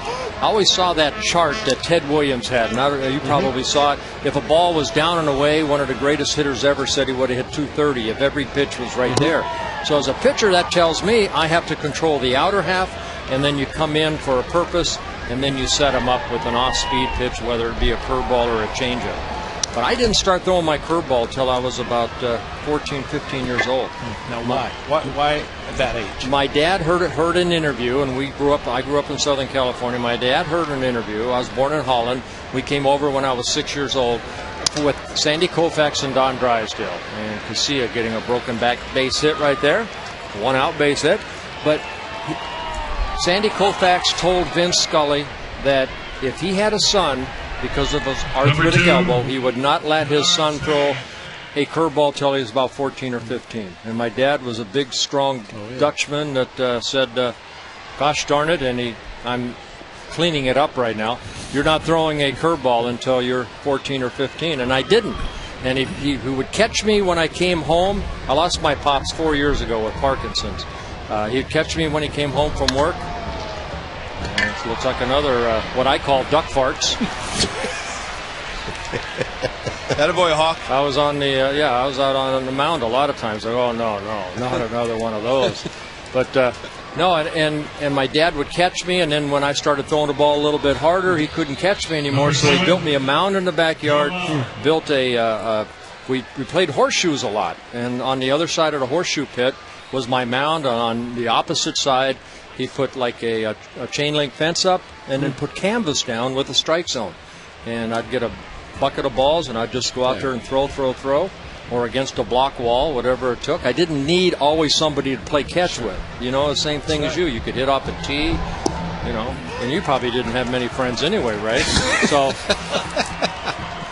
well, that's true, because I'd go in the field and I'd put a bushel basket from home plate to second base and throw to second base, a bushel basket. So, I mean, you can be creative and do things, and because all my friends were at the beach. Yeah, you know, if you love the game, you find a way to get better. Exactly. And then when I got older, I got 14, 15, then I started working on the curveball.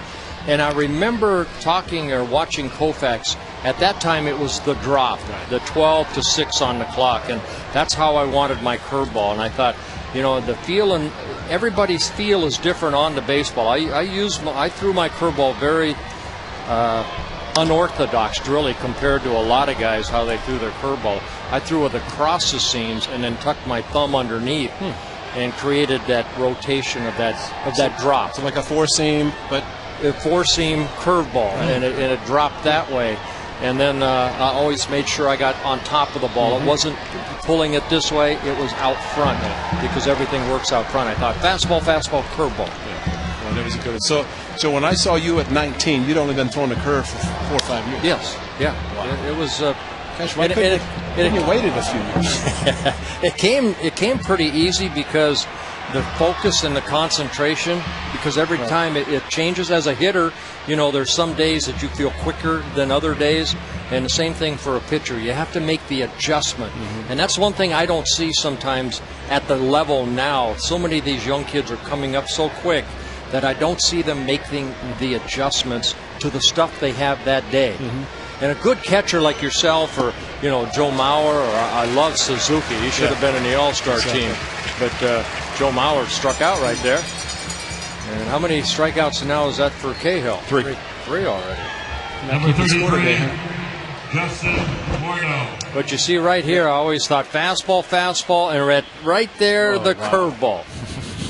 Uncle Charlie. And then you see my follow-through, too. I learned a lot from watching Bob Gibson. And I always thought on the mound Jim Palmer, because he was so tall, and he stayed back so nicely. Scott Hairston grabs the line drive, and we'll continue talking with Bert Blyleven when we come back. Bottom of the 5th coming up. It's 12-1 Athletics.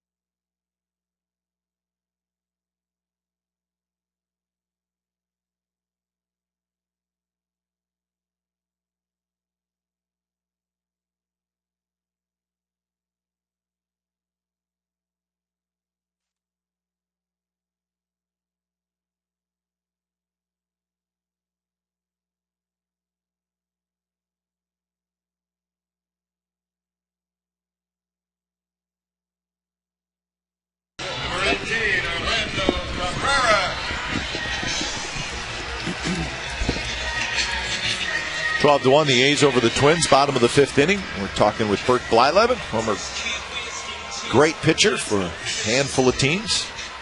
Yeah, only 5. 5's not bad. That's not bad. Ray, how many did you play for? 4. 4? Yeah, so No, you had a long career too. It was a lot of fun. a lot of fun. I just wish I had a decent shoulder to be sitting. But yeah, it was. Wouldn't trade it for anything.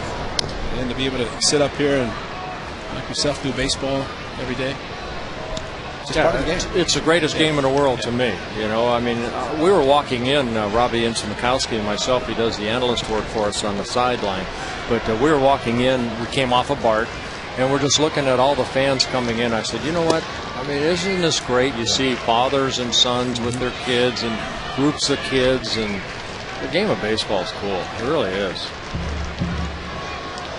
Back in the late 80s, these games, the midweek games, a lot of kids here today, youth baseball players, but wow, that's some quickness by Joe Mauer to get out in front of the plate. It doesn't matter.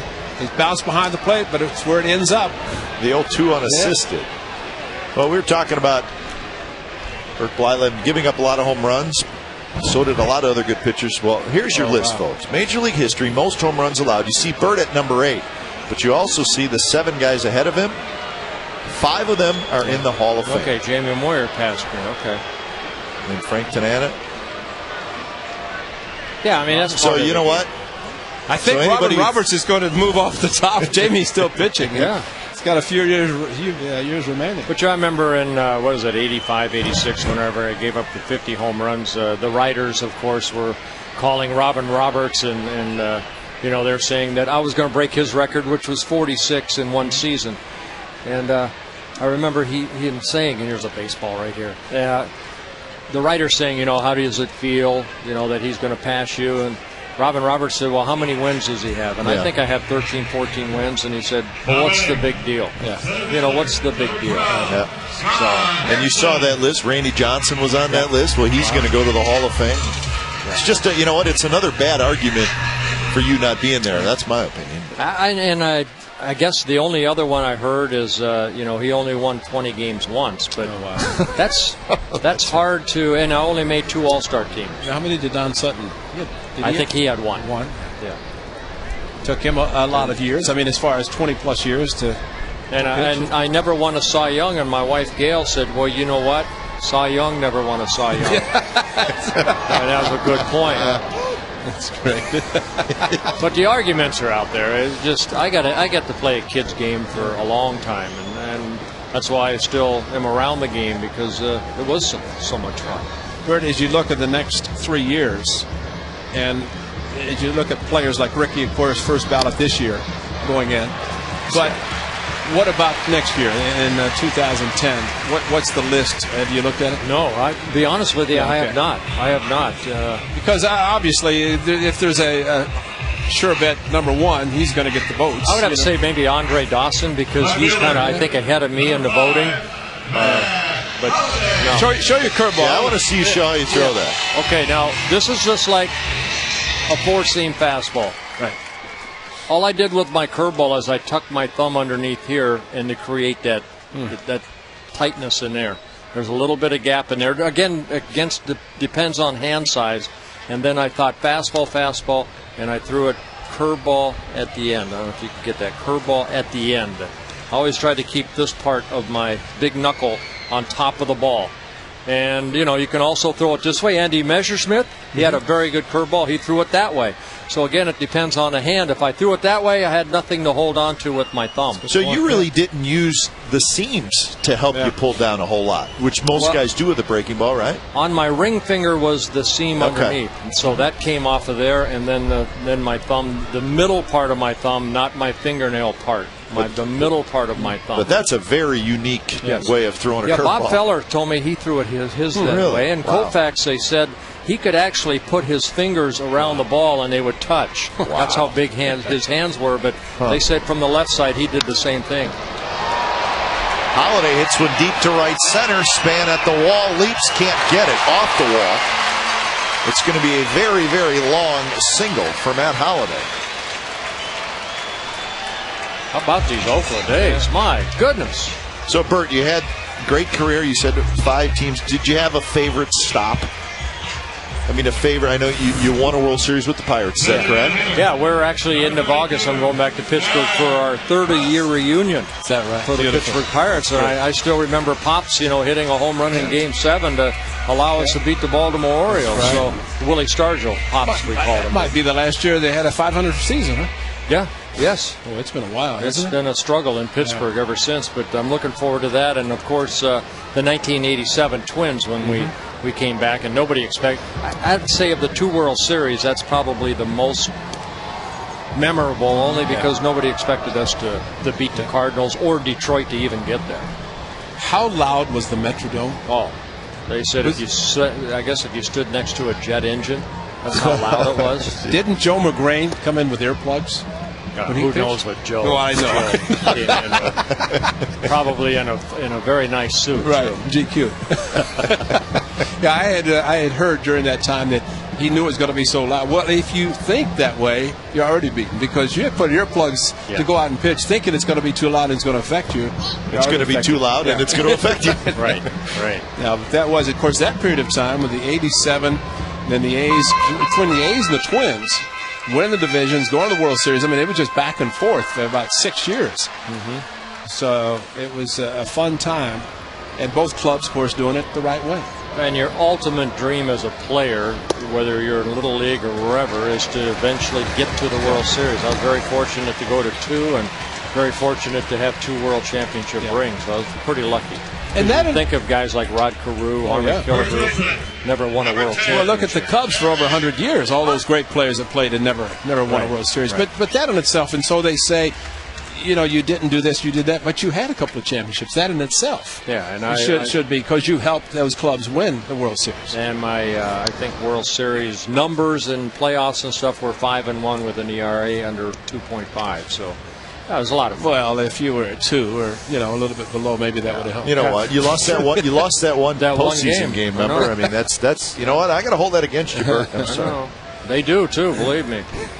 I believe that I should not have blown them up in a clubhouse. That probably. I probably created some enemies. Yeah. I had a tendency to. I love firecrackers. Yes, we've heard that. And you get a group of riders somewhere, and you sneak up behind them and drop one behind them. They don't like that. I don't know why. Where's their sense of humor? But Steve Carlton never talked to the press yet. He went in the Hall of Fame. Wow. He put up great numbers. Nick Punto fighting the sun, and he reaches out and makes the catch. Bert, a game that I remember, and you probably want to forget it, but is when you were with the Indians. And I remember listening to the game on the radio where you lost the no-hitter. Was it in Toronto? And it was really a questionable call on a fly ball to an Indians outfielder. They had just put Larry Littleton in left field. Joe Charmano was out there. That's right. And Dave Garcia had replaced him in the 9th inning with Larry Littleton, but that had a little more speed and the ball got caught right into the lights. And I never really argued that because it hit off his glove and they gave him a double. It was the 8th inning, I believe, right? Or was it 9th inning? Okay. 9th inning, yeah. And then about a week later, Lenny Barker pitched a perfect game. Mine was in Toronto. Toronto came our way about a week later, and Lenny Barker, who pitched to me one of the best games I ever saw, the perfect game. And that was as a player in the booth, got to watch David Wells go a perfect game. Kurt Suzuki with a pinch hit RBI single, and that's going to knock home a pair, and it's now 14-1 A's. So Suzuki hitting for Landon Powell. Drives home 2. This is one of those games. Ron Gardenhire mentioned the other night that each manager should have a red flag. That if, they can question a call, they can throw out the red flag. This is where a manager just wants to throw the red flag and say, okay, we give. Unbelievable. I think Landon Powell's legs, he hurt his hamstring a few months ago in Tampa, and he has not recovered from it. And he's on the base too much today. He had to score from first on a triple by Rajai Davis, and I think that did him in. But he has done a good job, so Kurt Suzuki comes in early today. Well, there's no doubt, and we keep hoping that the writers will see the light and get you the number of votes that you need. And I know that you have said, and you mentioned your father passing away 4 years ago, that you had hoped he would be around to see it. When it ultimately does. Well, he will be. He's there. Absolutely. Yeah, he's there. Boy, you guys are putting a hurting on us this afternoon. Rajay Davis has a 4 RBI afternoon. And Jack Cuss comes around to score. I think right now the Twins need a good Bert Blyleven curveball. They don't have it right now. What about a position player? Do you have anybody that's capable if Vince Gardy could probably just run a reliever an inning out for the rest of the game? If some managers don't like to. I don't think Ron Gardenhire really wants to do that. Remember, Sparky Anderson said he would never do it. He would always use a pitcher and not put a position player in. There's one guy this year's position player has pitched 2 games. Yeah, who was he with? The guy gave up this home run to the Diamondbacks. Yeah, I can't think of the guy's name. We talked about it about a week and a half ago. I think the last Twin to actually come from an offensive player to the mound was Dan Gladden. He's done it a couple times. Left field line into the corner. Kubel is in fair territory. He's got it. Bert, thanks for coming on. Great talking to you. Good luck. You're one of the best, buddy. You are the best, and one of these days we're going to be calling you a Hall of Famer like you deserve. We're no different than anything else. Well, I know that. You'll never change, unfortunately. You want me to?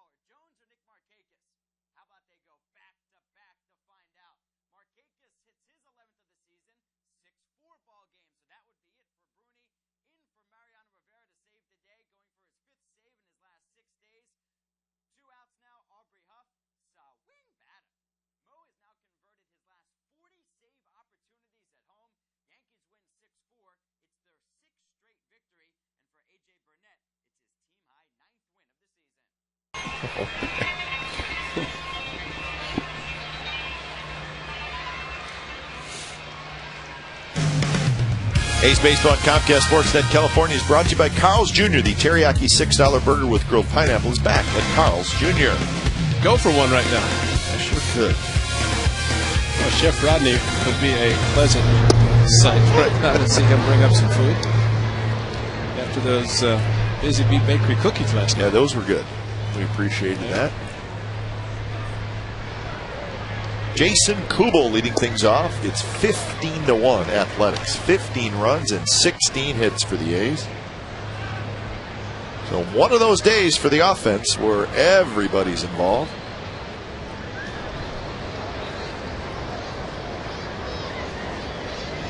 Well, that was fun to talk to Bert Blyleven. It's always fun. He is really one of the nicest people in our business. He's good at what he does. He's got a wonderful sense of humor, as you found out. And he was an outstanding pitcher. I mean, he was. And again, and Jim Rice, and he did remind us that Jim Rice took 15 years, which once you retire, there's 5 years before you're eligible to be voted on by the Hall of Fame voting members.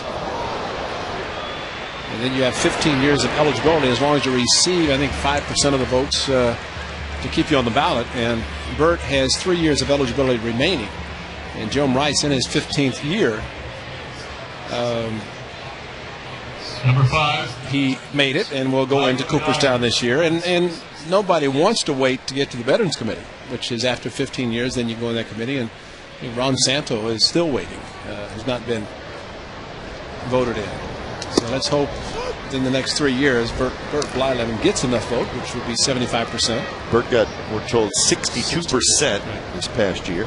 Jim Rice, who went to the Hall of Fame, got 76, so he just got in. Michael Kadire with a 1-out single. The 6th hit for the Twins this afternoon. Harmon Killebrew, he's in there. One of the greatest hitters, but also the nicest gentleman you'd ever meet. Brendan Harris. A former athletic announcer. Yeah. But there's a case of a guy who probably was about 5'8", 5'9". But strong. He would drop back on his back leg, and he'd hit some of the longest home runs. 560 some odd, but just nicest guy in the world. Call a lot of his home runs with pitches. Not announcing. No. Brendan Harris is retired. 2 outs here in the top of the 6th inning. Number 32. Trevor Cahill is pitching his game, and Brendan Harris thought he had a pitch to do something a little bit better than what he did.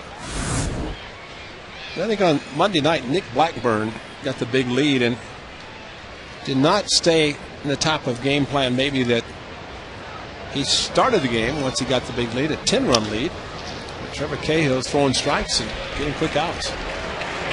That'll do it for the Twins. Bottom of the 6th coming up. A's 15 and the Twins 1.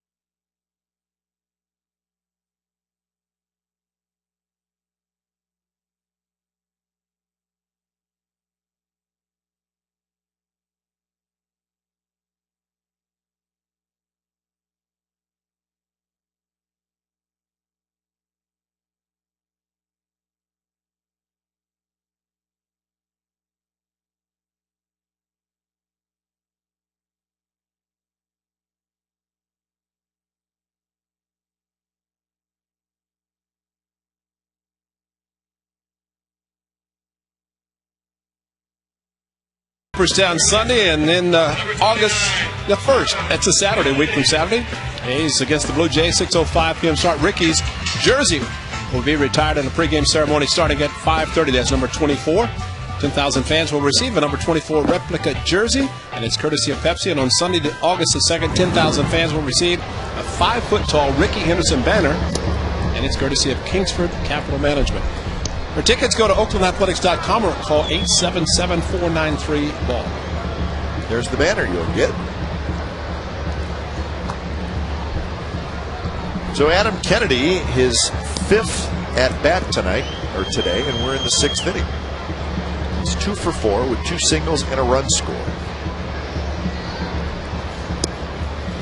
How can you explain it? 22 hits in game 1, 4 hits in game 2. 16 hits in game 3. Against some pretty good pitchers. Yeah. Twins, a very good pitching staff. Kennedy hits it hard to the ground. Nick Punto has it. 1 out here in the bottom of the 6th inning. Your attention, please, ladies and gentlemen. Batting for Orlando Cabrera, number 7, Bobby Crosby. So Bobby Crosby's going to hit for Orlando Cabrera.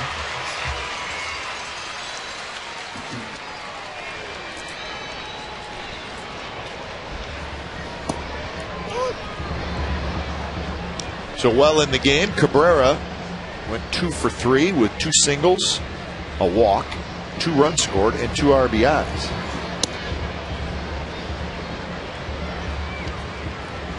Crosby will probably get a little time at shortstop.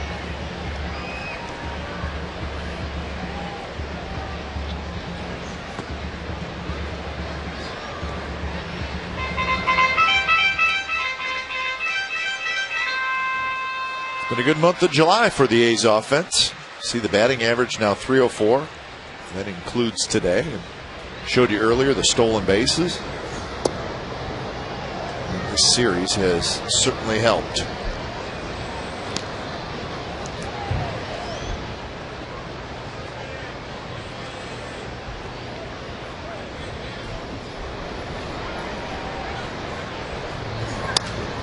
Crosby hits one high, shallow left center. And Kubel has it for the second out here in the 6th. Nice crowd this afternoon, a Wednesday afternoon, 22,031. Center fielder. So that is the Number 12. best crowd of the series. And a very comfortable day, not too hot, but hot enough to have some ice cream. Why not?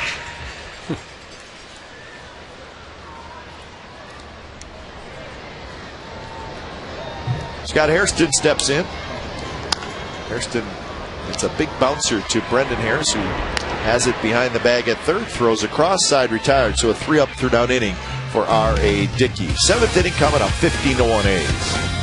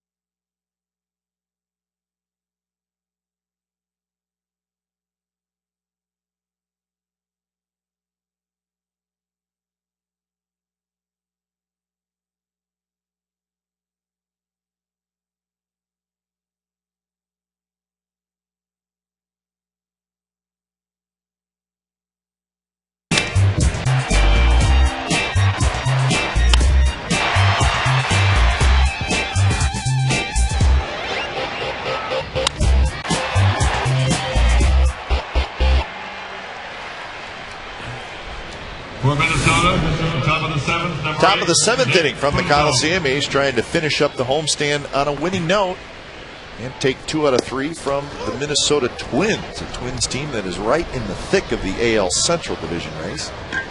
Changes for the A's. Hairston moves to left, Davis to center, and now in right field is Ryan Sweeney. So Matt Holliday is out of the game. Sweeney will bat in Holliday's spot. Bobby Crosby stays in the game at shortstop. Trevor Cahill back to work. Cahill has thrown 88 pitches in the ball game. Escaped a few jams. The Twins have left 6 on in the first 6 innings. And a good thing about Trevor Cahill, after getting the big league, he's throwing strikes. He's working quickly, and he's had a couple of 1, 2, 3 innings. I make it just the one in the 4th inning, but so he's getting quick outs. He says when he hears his song, he's thinking at least 7 innings. So we may have to cue it up again. The White Rabbit? Yeah. From 1967. He was born March 1st of '88, so.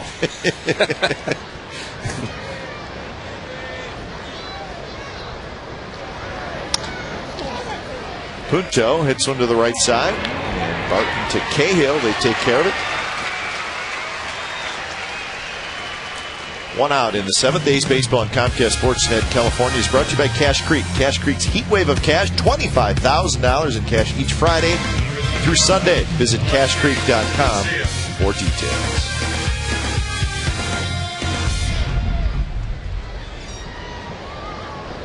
Lexi Casilla steps in. Casilla on the first pitch. 4-3 on the putout. 2 outs. 7 on the last 8 retired by Trevor Cahill. Number 2, Denard Span. The A's with 5 in the first, 7 in the second, 3 in the 5th. Twins got their only run in the first inning on a Justin Morneau home run. And Trevor has scattered 5 hits since then, so great recovery and did exactly what you're supposed to do when your offense scores you some runs. Denard Span takes a strike. A's have yet to retire Denard Span. 2 singles and a walk.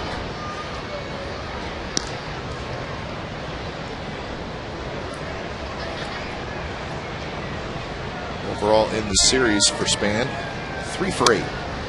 It's a shot foul past the first base coach for the Twins, Jerry White.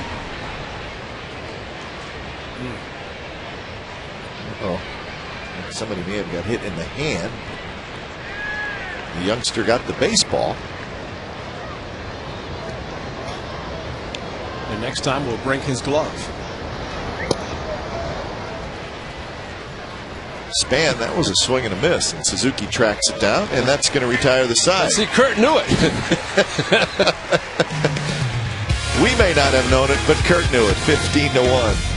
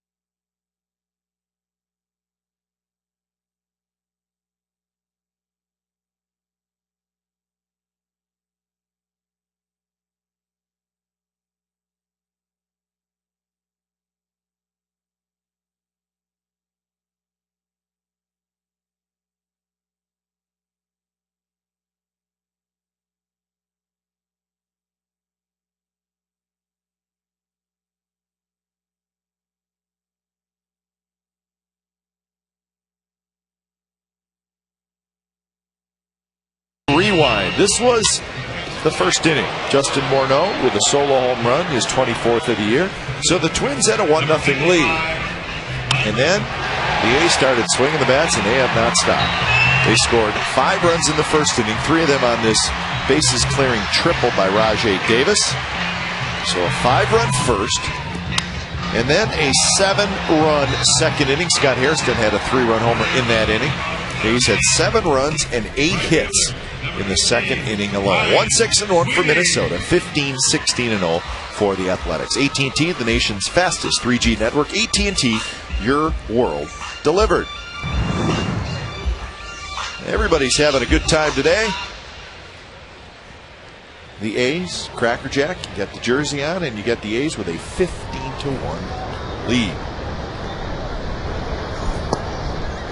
Brian Sweeney will hit for the first time. Sweeney in Matt Holliday's spot in the batting order.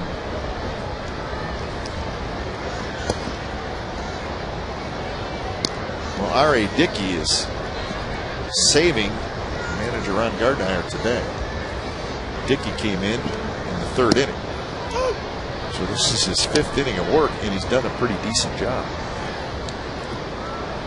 Mike Redmond, the backup catcher to Joe Mauer, comes in the game.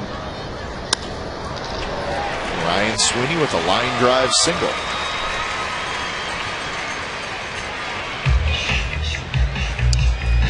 You talk about the A's offense today and how many runs they have scored, which is 15, but 6 different hits have come to drive in runs, and 10, those 6 hits with 2 outs, 10 runs scored with 2 outs of the 15. Russ Springer, the veteran, gets loose in the bullpen. So the A's have scored the runs, but they've come through big time with 2 outs and runners in scoring position. Jack Cuss steps in. So Matt Holliday's out of the game, and how about the series for Holliday? He goes 7 for 12.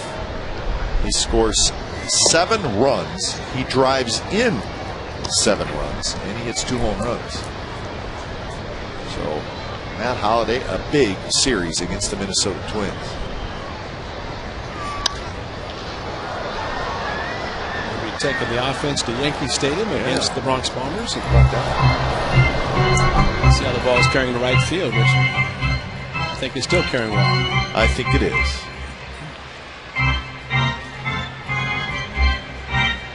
That'll be a 4-game series, A's Yankees, and it starts tomorrow night. Pitching matchups are in for that series. I'll give them to you in a moment.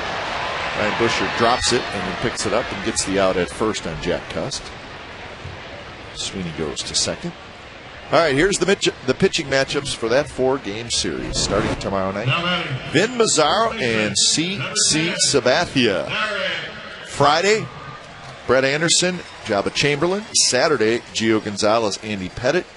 And Sunday, Dallas Braden and Sergio Mitre. All 4 games will be televised right here on CSN California. And you get a chance to see them in high definition if you have listened to us and have high definition hooked up in your home to watch Comcast Sportsnet California. And we hope if you have not, you get the opportunity to do that before you get a chance to see the new Yankee Stadium in high definition. Where the A's were at Yankee Stadium very early this year. And the first game of that 3-game series, it was April 20th, on Monday, actually got rained out. And that is why the A's are playing tomorrow. Tomorrow is the makeup game from April.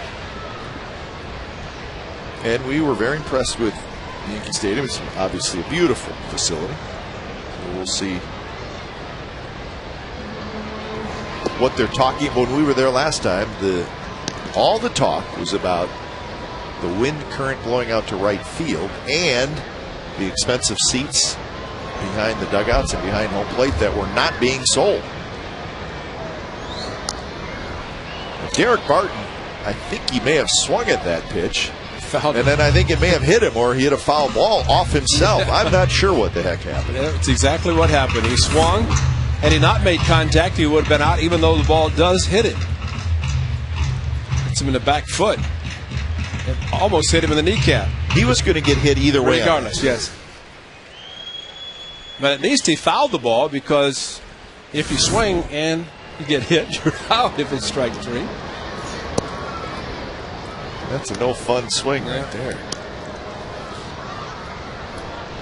So anyway, so Yankee Stadium and then on to Boston for a 4-game series. And we mentioned the Yankees winning again.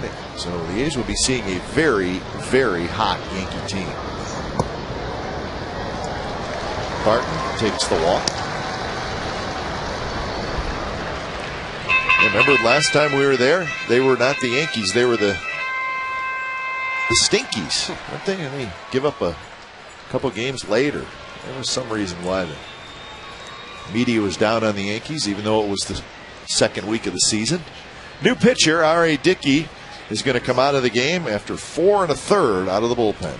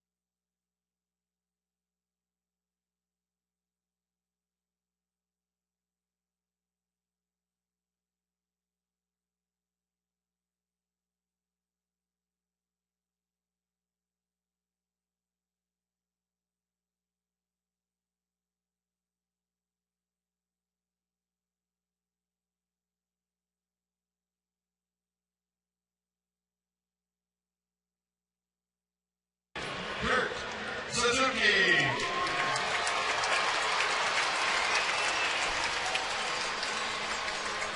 A's with a 15-1 lead, and they're looking for more. They got 2 runners on.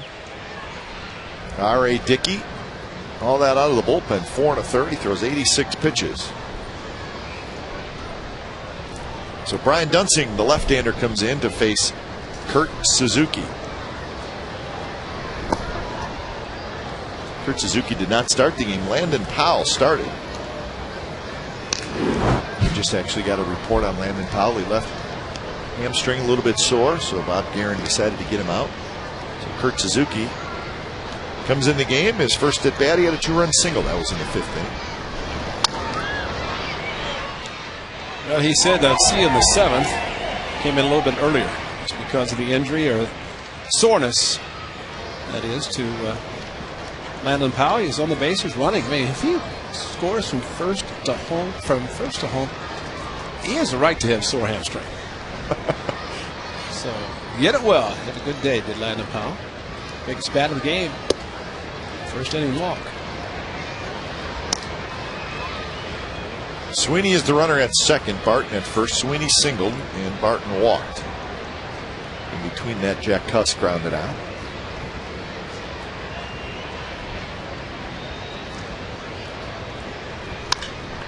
Bounce toward third, and it gets past Harris. That's going to allow Sweeney to come in to score. And that'll be run number 16 for the A's. Basically a tough hop. I think the ball stayed down on Harris. No, big time. Wow. Center fielder, number 11, Rajay Davis. It's going to be an error on Harris.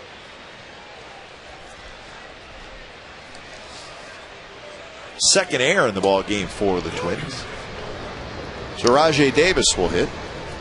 Big afternoon for Davis. 2 for 3. A single, a triple, and 4 RBIs.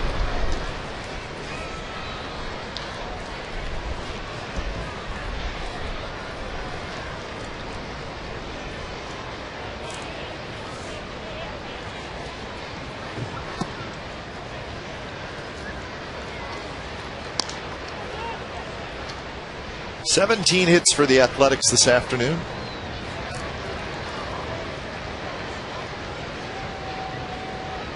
So they now have 43 hits in the series.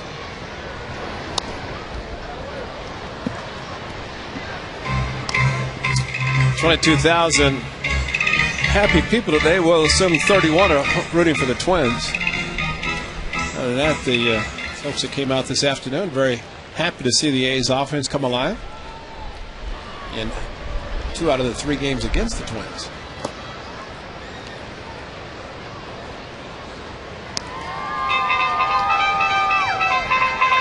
Another happy group of A's fans. They're having a good time. Running out by the barbecue terrace down the left field line. On the ground towards short. You see on the pivot, and the Twins turn the double play on the speedy Rajay Davis. A run for the Athletics. 8th inning coming up. It's 16-1 A's.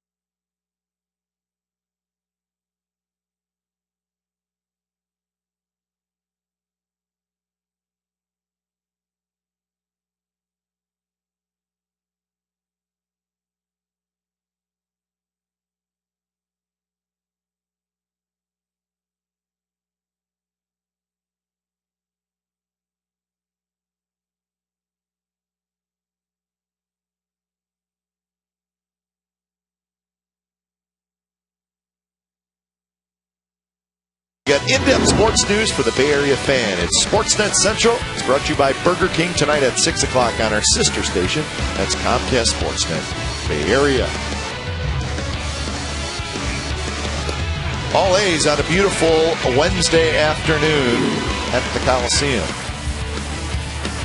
16 runs and 17 hits for the A's. Trevor Cahill, a strong 7 innings, so he is finished for the afternoon. Russ Springer comes on. Number 55, Mike Redmond. So Springer will take over here in the 8th, and he'll face Mike Redmond, Justin Morneau, and Jason Kubel, although Justin Morneau is not out in the on-deck circle. Carlos Gomez is.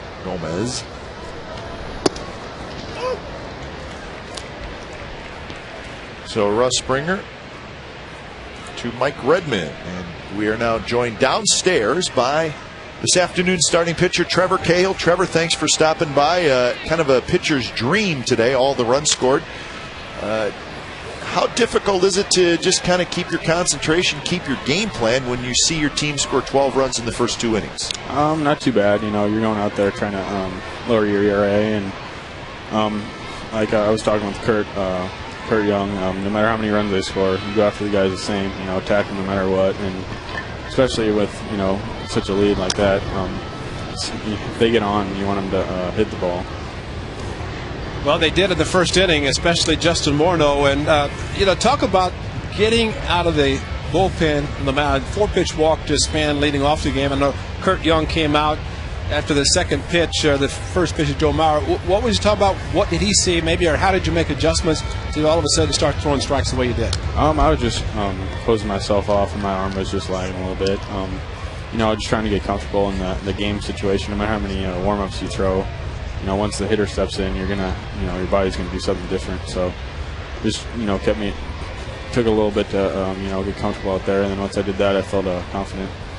But Trevor, we want to show the play that you made on Alexi Casilla, where you kind of slid into first base. We were worried about you. We didn't want you to get hurt. Tell us about that play on the ground ball to first when you made the catch and you kind of slid on your knees. I was kind of late getting over there. I fell off to the right a little bit, and you know, I ran to first, and I figure he's a pretty quick guy, so I kind of slid just to block him a little bit, you know, try to get that out. Well, you know what? It worked. It was a nice play and a good afternoon for Trevor Cahill. It looks like you're in line for 6th win of the year. Well, you know, it's too bad, too. We can't take your song on the road. I mean, we played your song, and it was nice to hear how that started. That's a very, very good song. Did your parents even know about White Rabbit in the song, Jefferson Airplane? Not really. They were kind of surprised. But Trevor, we looked the day you were, the year you were born. It was 1988. The song is from 1967. So we're just trying to figure out why you picked that song. Just, you know, a song that I like. Well, that's a good one. We'd love to be able to take it on the road for you, and but I don't know that they would play. Let's see, Boston. Yeah, I don't think so. But we'll just keep playing it here and keep pitching well, and nice win today. At least get 4 more outs and get your win, or 6 more outs. But anyway, great job. Thank you. Thanks, Trevor. We appreciate it. No problem. I see a little inside info. He just likes the song. It's really simple. Doesn't matter what year it was made. So Trevor Cahill, very nice young man. And he pitched a good solid baseball game today. Sometimes you learn a lot about a young pitcher, and he pitches with a big lead. Yeah, absolutely. It's not always easy to do. Yeah, I think that's probably harder than pitching when it's a 0-0 or 1-run game, because you're in it, but all of a sudden you get the case as Nick Blackburn. We keep referring to him because he had the 12-2 lead Monday night. He got the 5 innings, but he got a no decision when the A's scored 7 in the 7th. And I was quick to make sure I corrected myself and said nice win, but after the 6 outs are recorded, you got to get 6 more outs and now make it 5 outs for Trevor to get the win. Here's Carlos Gomez. He's hitting for Justin Morneau. Morneau, the DH today. Swing and a miss.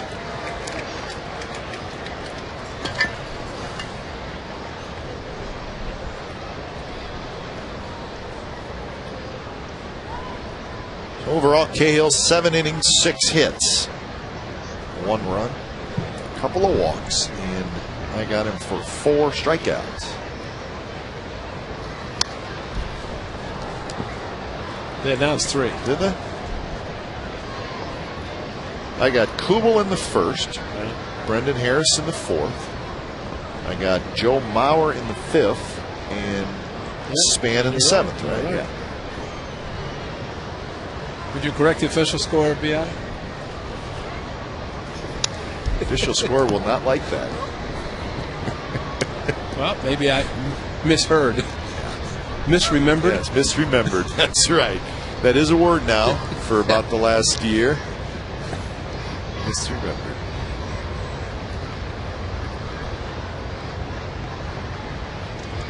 0-2 to Gomez, and he swings weakly at a breaking pitch from Springer. Maybe a cutter moving away from Gomez. 2 outs here in the 8th inning. Well, I thought the second strike on the swing on that fastball was not a good one, but Number 16, a little cutter made it even worse.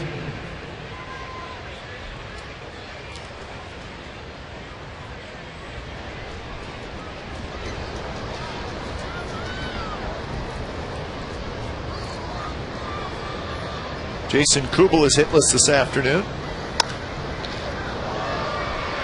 Very high to center. Rajay Davis has it. Side retired. Russ Springer 3 up, 3 down. And we're headed to the bottom of the 8th inning. It's 16-1 Athletics.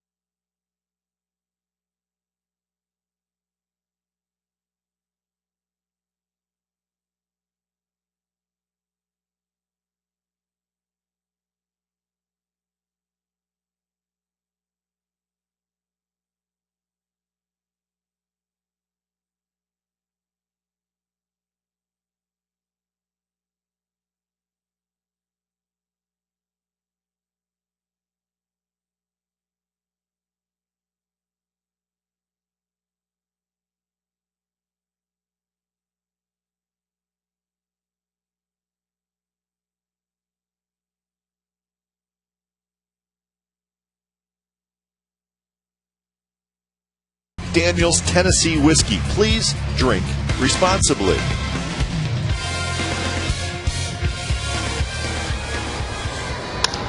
First pitch to Mark Ellis is grounded towards short. Pinto has it. So Mark Ellis is retired. Mark now 1 for 5 on the afternoon. Third baseman. Got another trade, Ray. You want to hear about it? Let's hear about it. All right, you ready? It's the Boston Red Sox and the St. Louis Cardinals.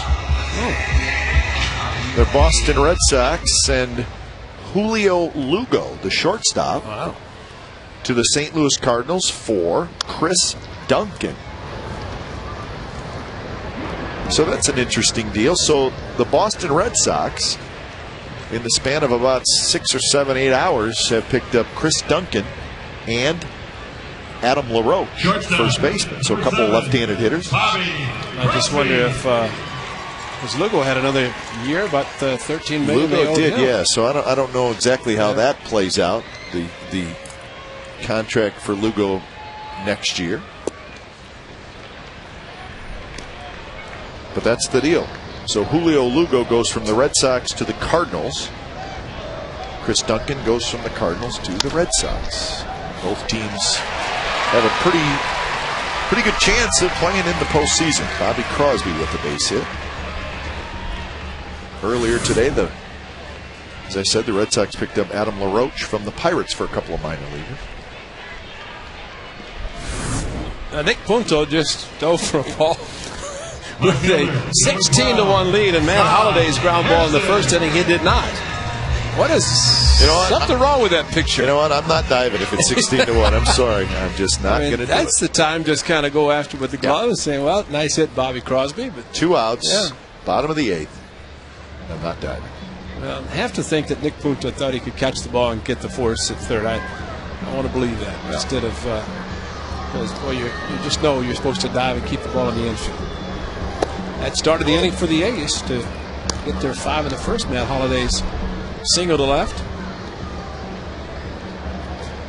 Also, talking about Landon Powell's excellent at bat. Started 0-2 with the bases loaded. Ended up walking before Rajay Davis hit the triple. But he also threw out Denard Span, top of the inning. Had he not been thrown out, they might have been a 2-run home run off the bat of Justin Morneau. But it was just 1, and the A's, that's the only run they've given up. 2-1 to Scott Hairston. Hairston has had a good day. He's 3 for 5 with a 3-run homer. Also a couple of singles.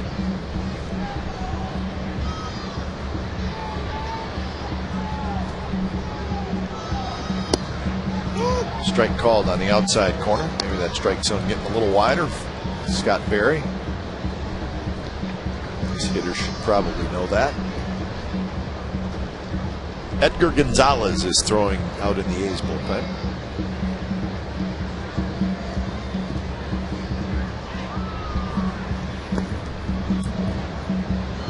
Full count with 2 outs, so Bobby Crosby will take off at first base.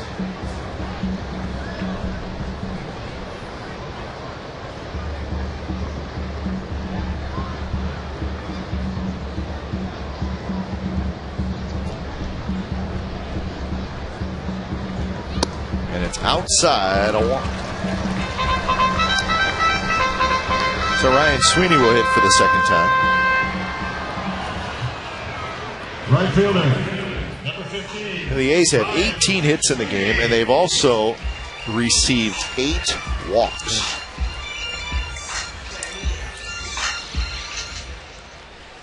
Now the Twins will fly out after the game, and they will start a 4-game series against the Angels down in Anaheim tomorrow night. That look on the face of Ron Gardenhire, the manager, kind of indicating that going to a tougher place. Yeah.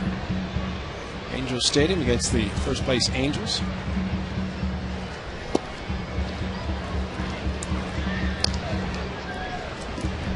This team that Adam Kennedy in 2002 in the league championship series hit the 3 home runs in the final game of that series. Angels went on to win the World Series. Angels have a night game in Kansas City, so they will have a late arrival back home.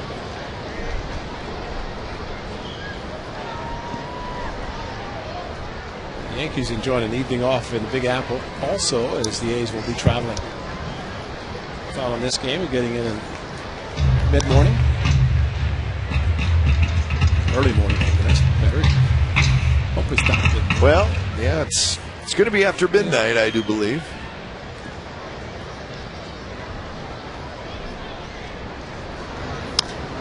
Sweeney flips one down the left field line, but it's foul. So the count remains 1-2. Again, make sure you join us tomorrow. It'll be afternoon here in the Bay Area, 4 o'clock from the new Yankee Stadium. The A's and the Yankees, the first of 4. 4 o'clock. High def. You got 24 hours to get the box if you don't have it. Get on it. That's good. Sweeney swings and misses, so the side is retired. That's the first time an A's hitter has struck out today. 9th inning coming up.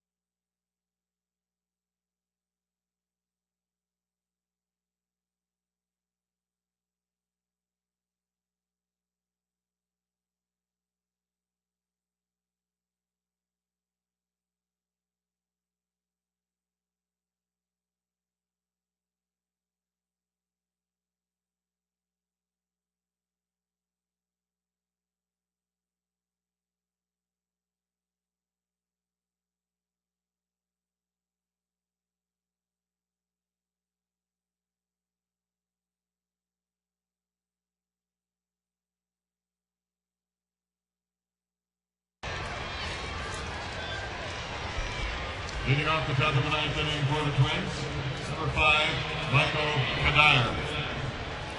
Ninth inning. A's trying to wrap it up. They lead 16-1.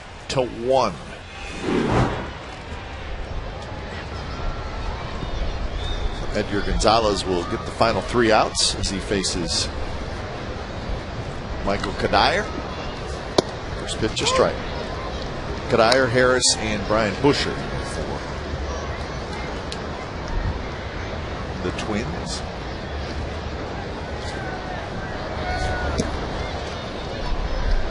Kadire is 1 for 3 on the afternoon.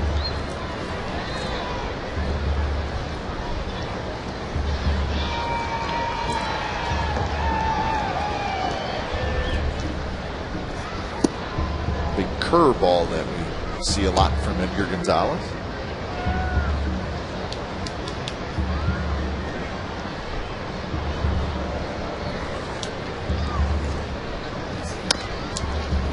Down the third base line.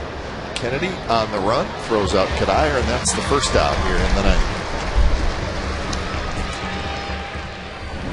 Well, here's that matchup tomorrow. It'll be Vin Mazzaro and CC Sabathia from the new Yankee Stadium. 3:30 with A's pregame live. The 4 o'clock ball game right here on CSN California. It's where the A's are always on Channel 89. There.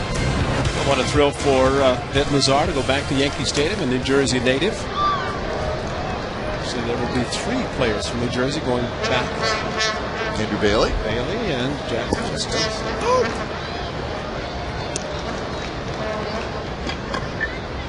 Brendan Harris is 0 for 3. 2 for 9 series against the A's. Pitch down around the knees for a strike, 0-2.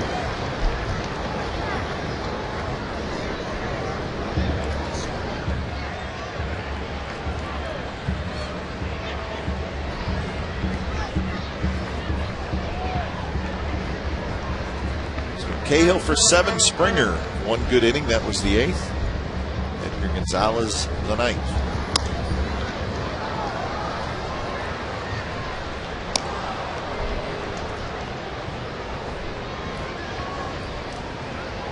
The A's will be back home here at the Coliseum July 31st. The Toronto Blue Jays in town. And that's the trade deadline. That is the trade deadline, and the Friday is the 31st, and the Ricky Henderson weekend. Which was a retirement on the 1st.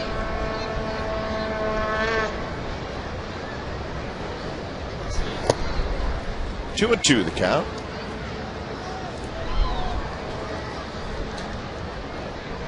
For about 8 days of reading about trade rumors, whether they're for real or not.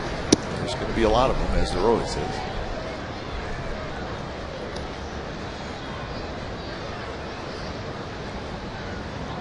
It was 0-2 to Harris. Now it's 3-2.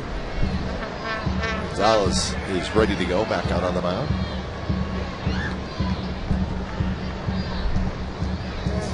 And he ends up walking it. The 3rd walk issued today by A's pitchers. And here's Brian Busher. Number 32, Brian Busher.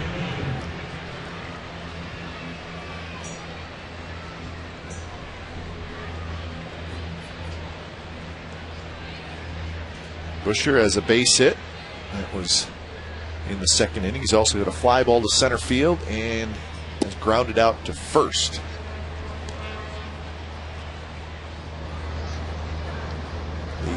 Twins have just 6 hits. The A's have 18.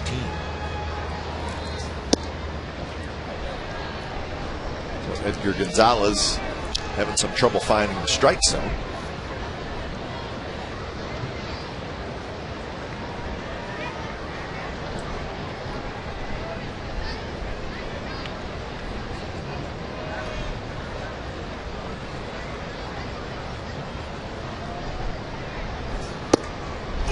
Finds it there on the outside corner.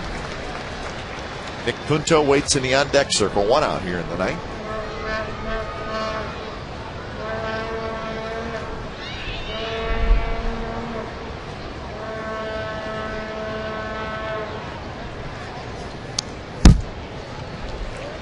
These two teams will meet again in September, but it'll be in Minnesota. The 11th, 12th, and 13th, a weekend. Our last chance at the Metrodome. Yeah. Talking to a gentleman with the Twins traveling party. He's saying that right now putting the heating pipes in the field. And it's an important installation. Is that what you're telling me? When they get the snow in the field, it melts it. They don't have to worry about it.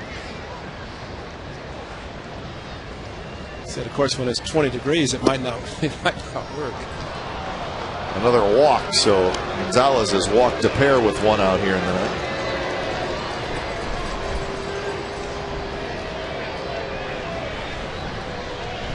Bob Guerin's coming out. Should be an interesting conversation.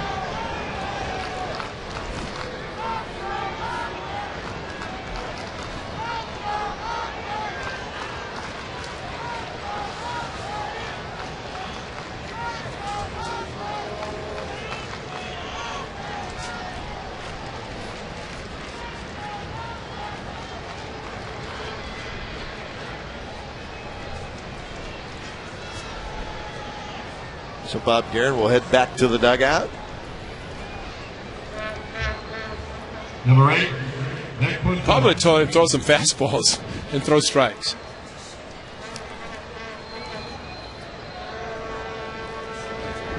Yeah, we talk about big league pitching in a normal game for Gonzalez. A few curveballs mixed in every once in a while. Oh, there's the curve. Looks like a pretty good pitch, but called the ball. Nick Punto 0 for 3.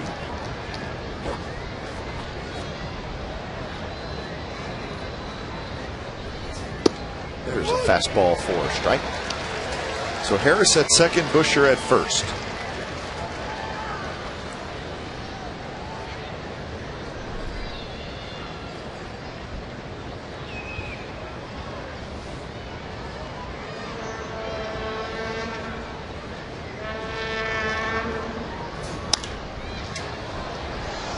Gets ahead 1 and 2.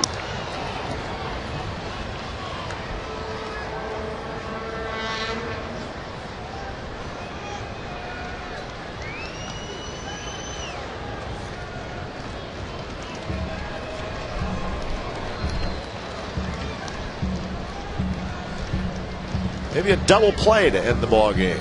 Gonzalez certainly would like that. 1-2. Sliced into the A's dugout. Everybody scatters.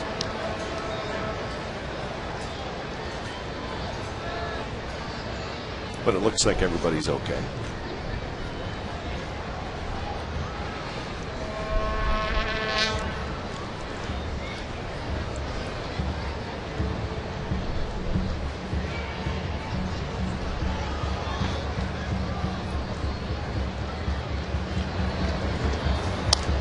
Another foul ball by Nick Punto. This is one of the things he does. Slaps the ball around. Punto does not have a hit in this series. He's 0 for 10. 3 groundouts today.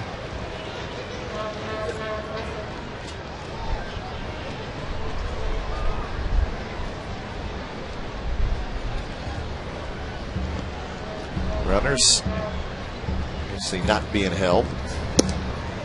2-2. Well, the last thing Bob Guerin wants to think about, and I don't think it will happen, is to get somebody loose in the bullpen.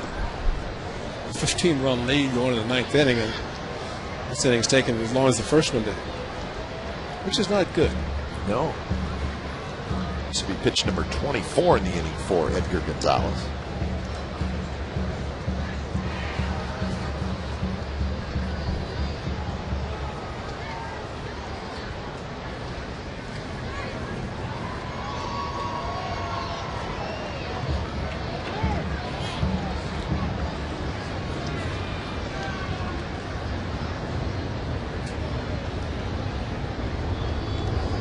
It's tough on players out in the field, not standing around. You see guys start to kick the dirt, move around, stretch their legs. Full count to Nick Punto.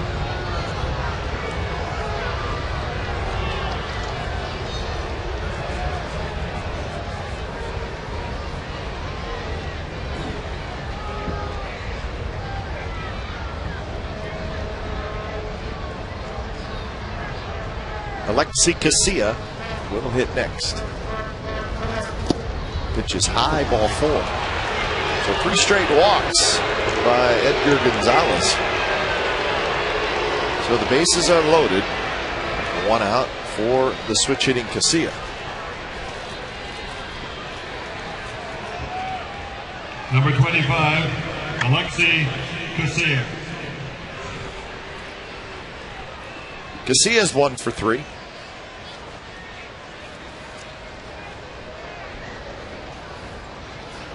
First pitch is low.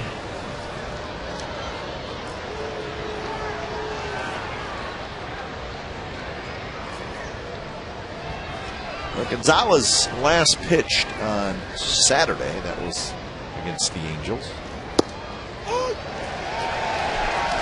He's had a little time off.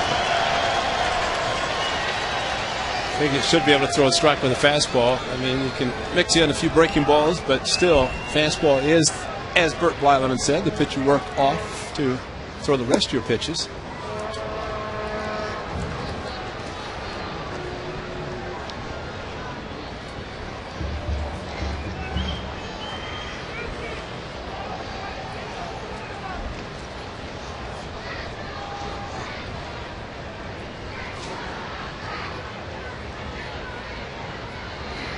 Inside to Casilla. So now it's 3-1. Denard Span is the leadoff hitter, and he is in the on-deck circle. All right, ground ball back to pitcher. 1-2-3 double play. How's that? That's it.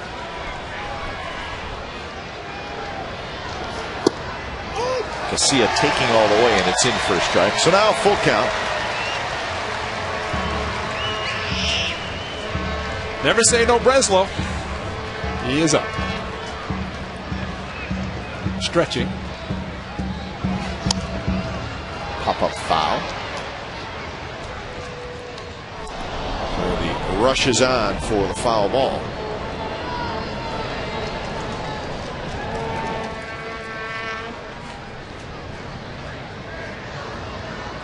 Gonzalez wants a new baseball.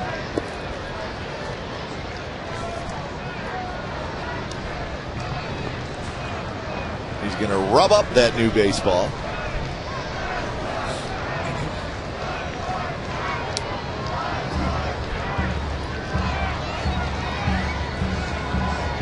Again, the 3-2. And it's hit hard on a line. Crosby has it, flips the second. That's a double play.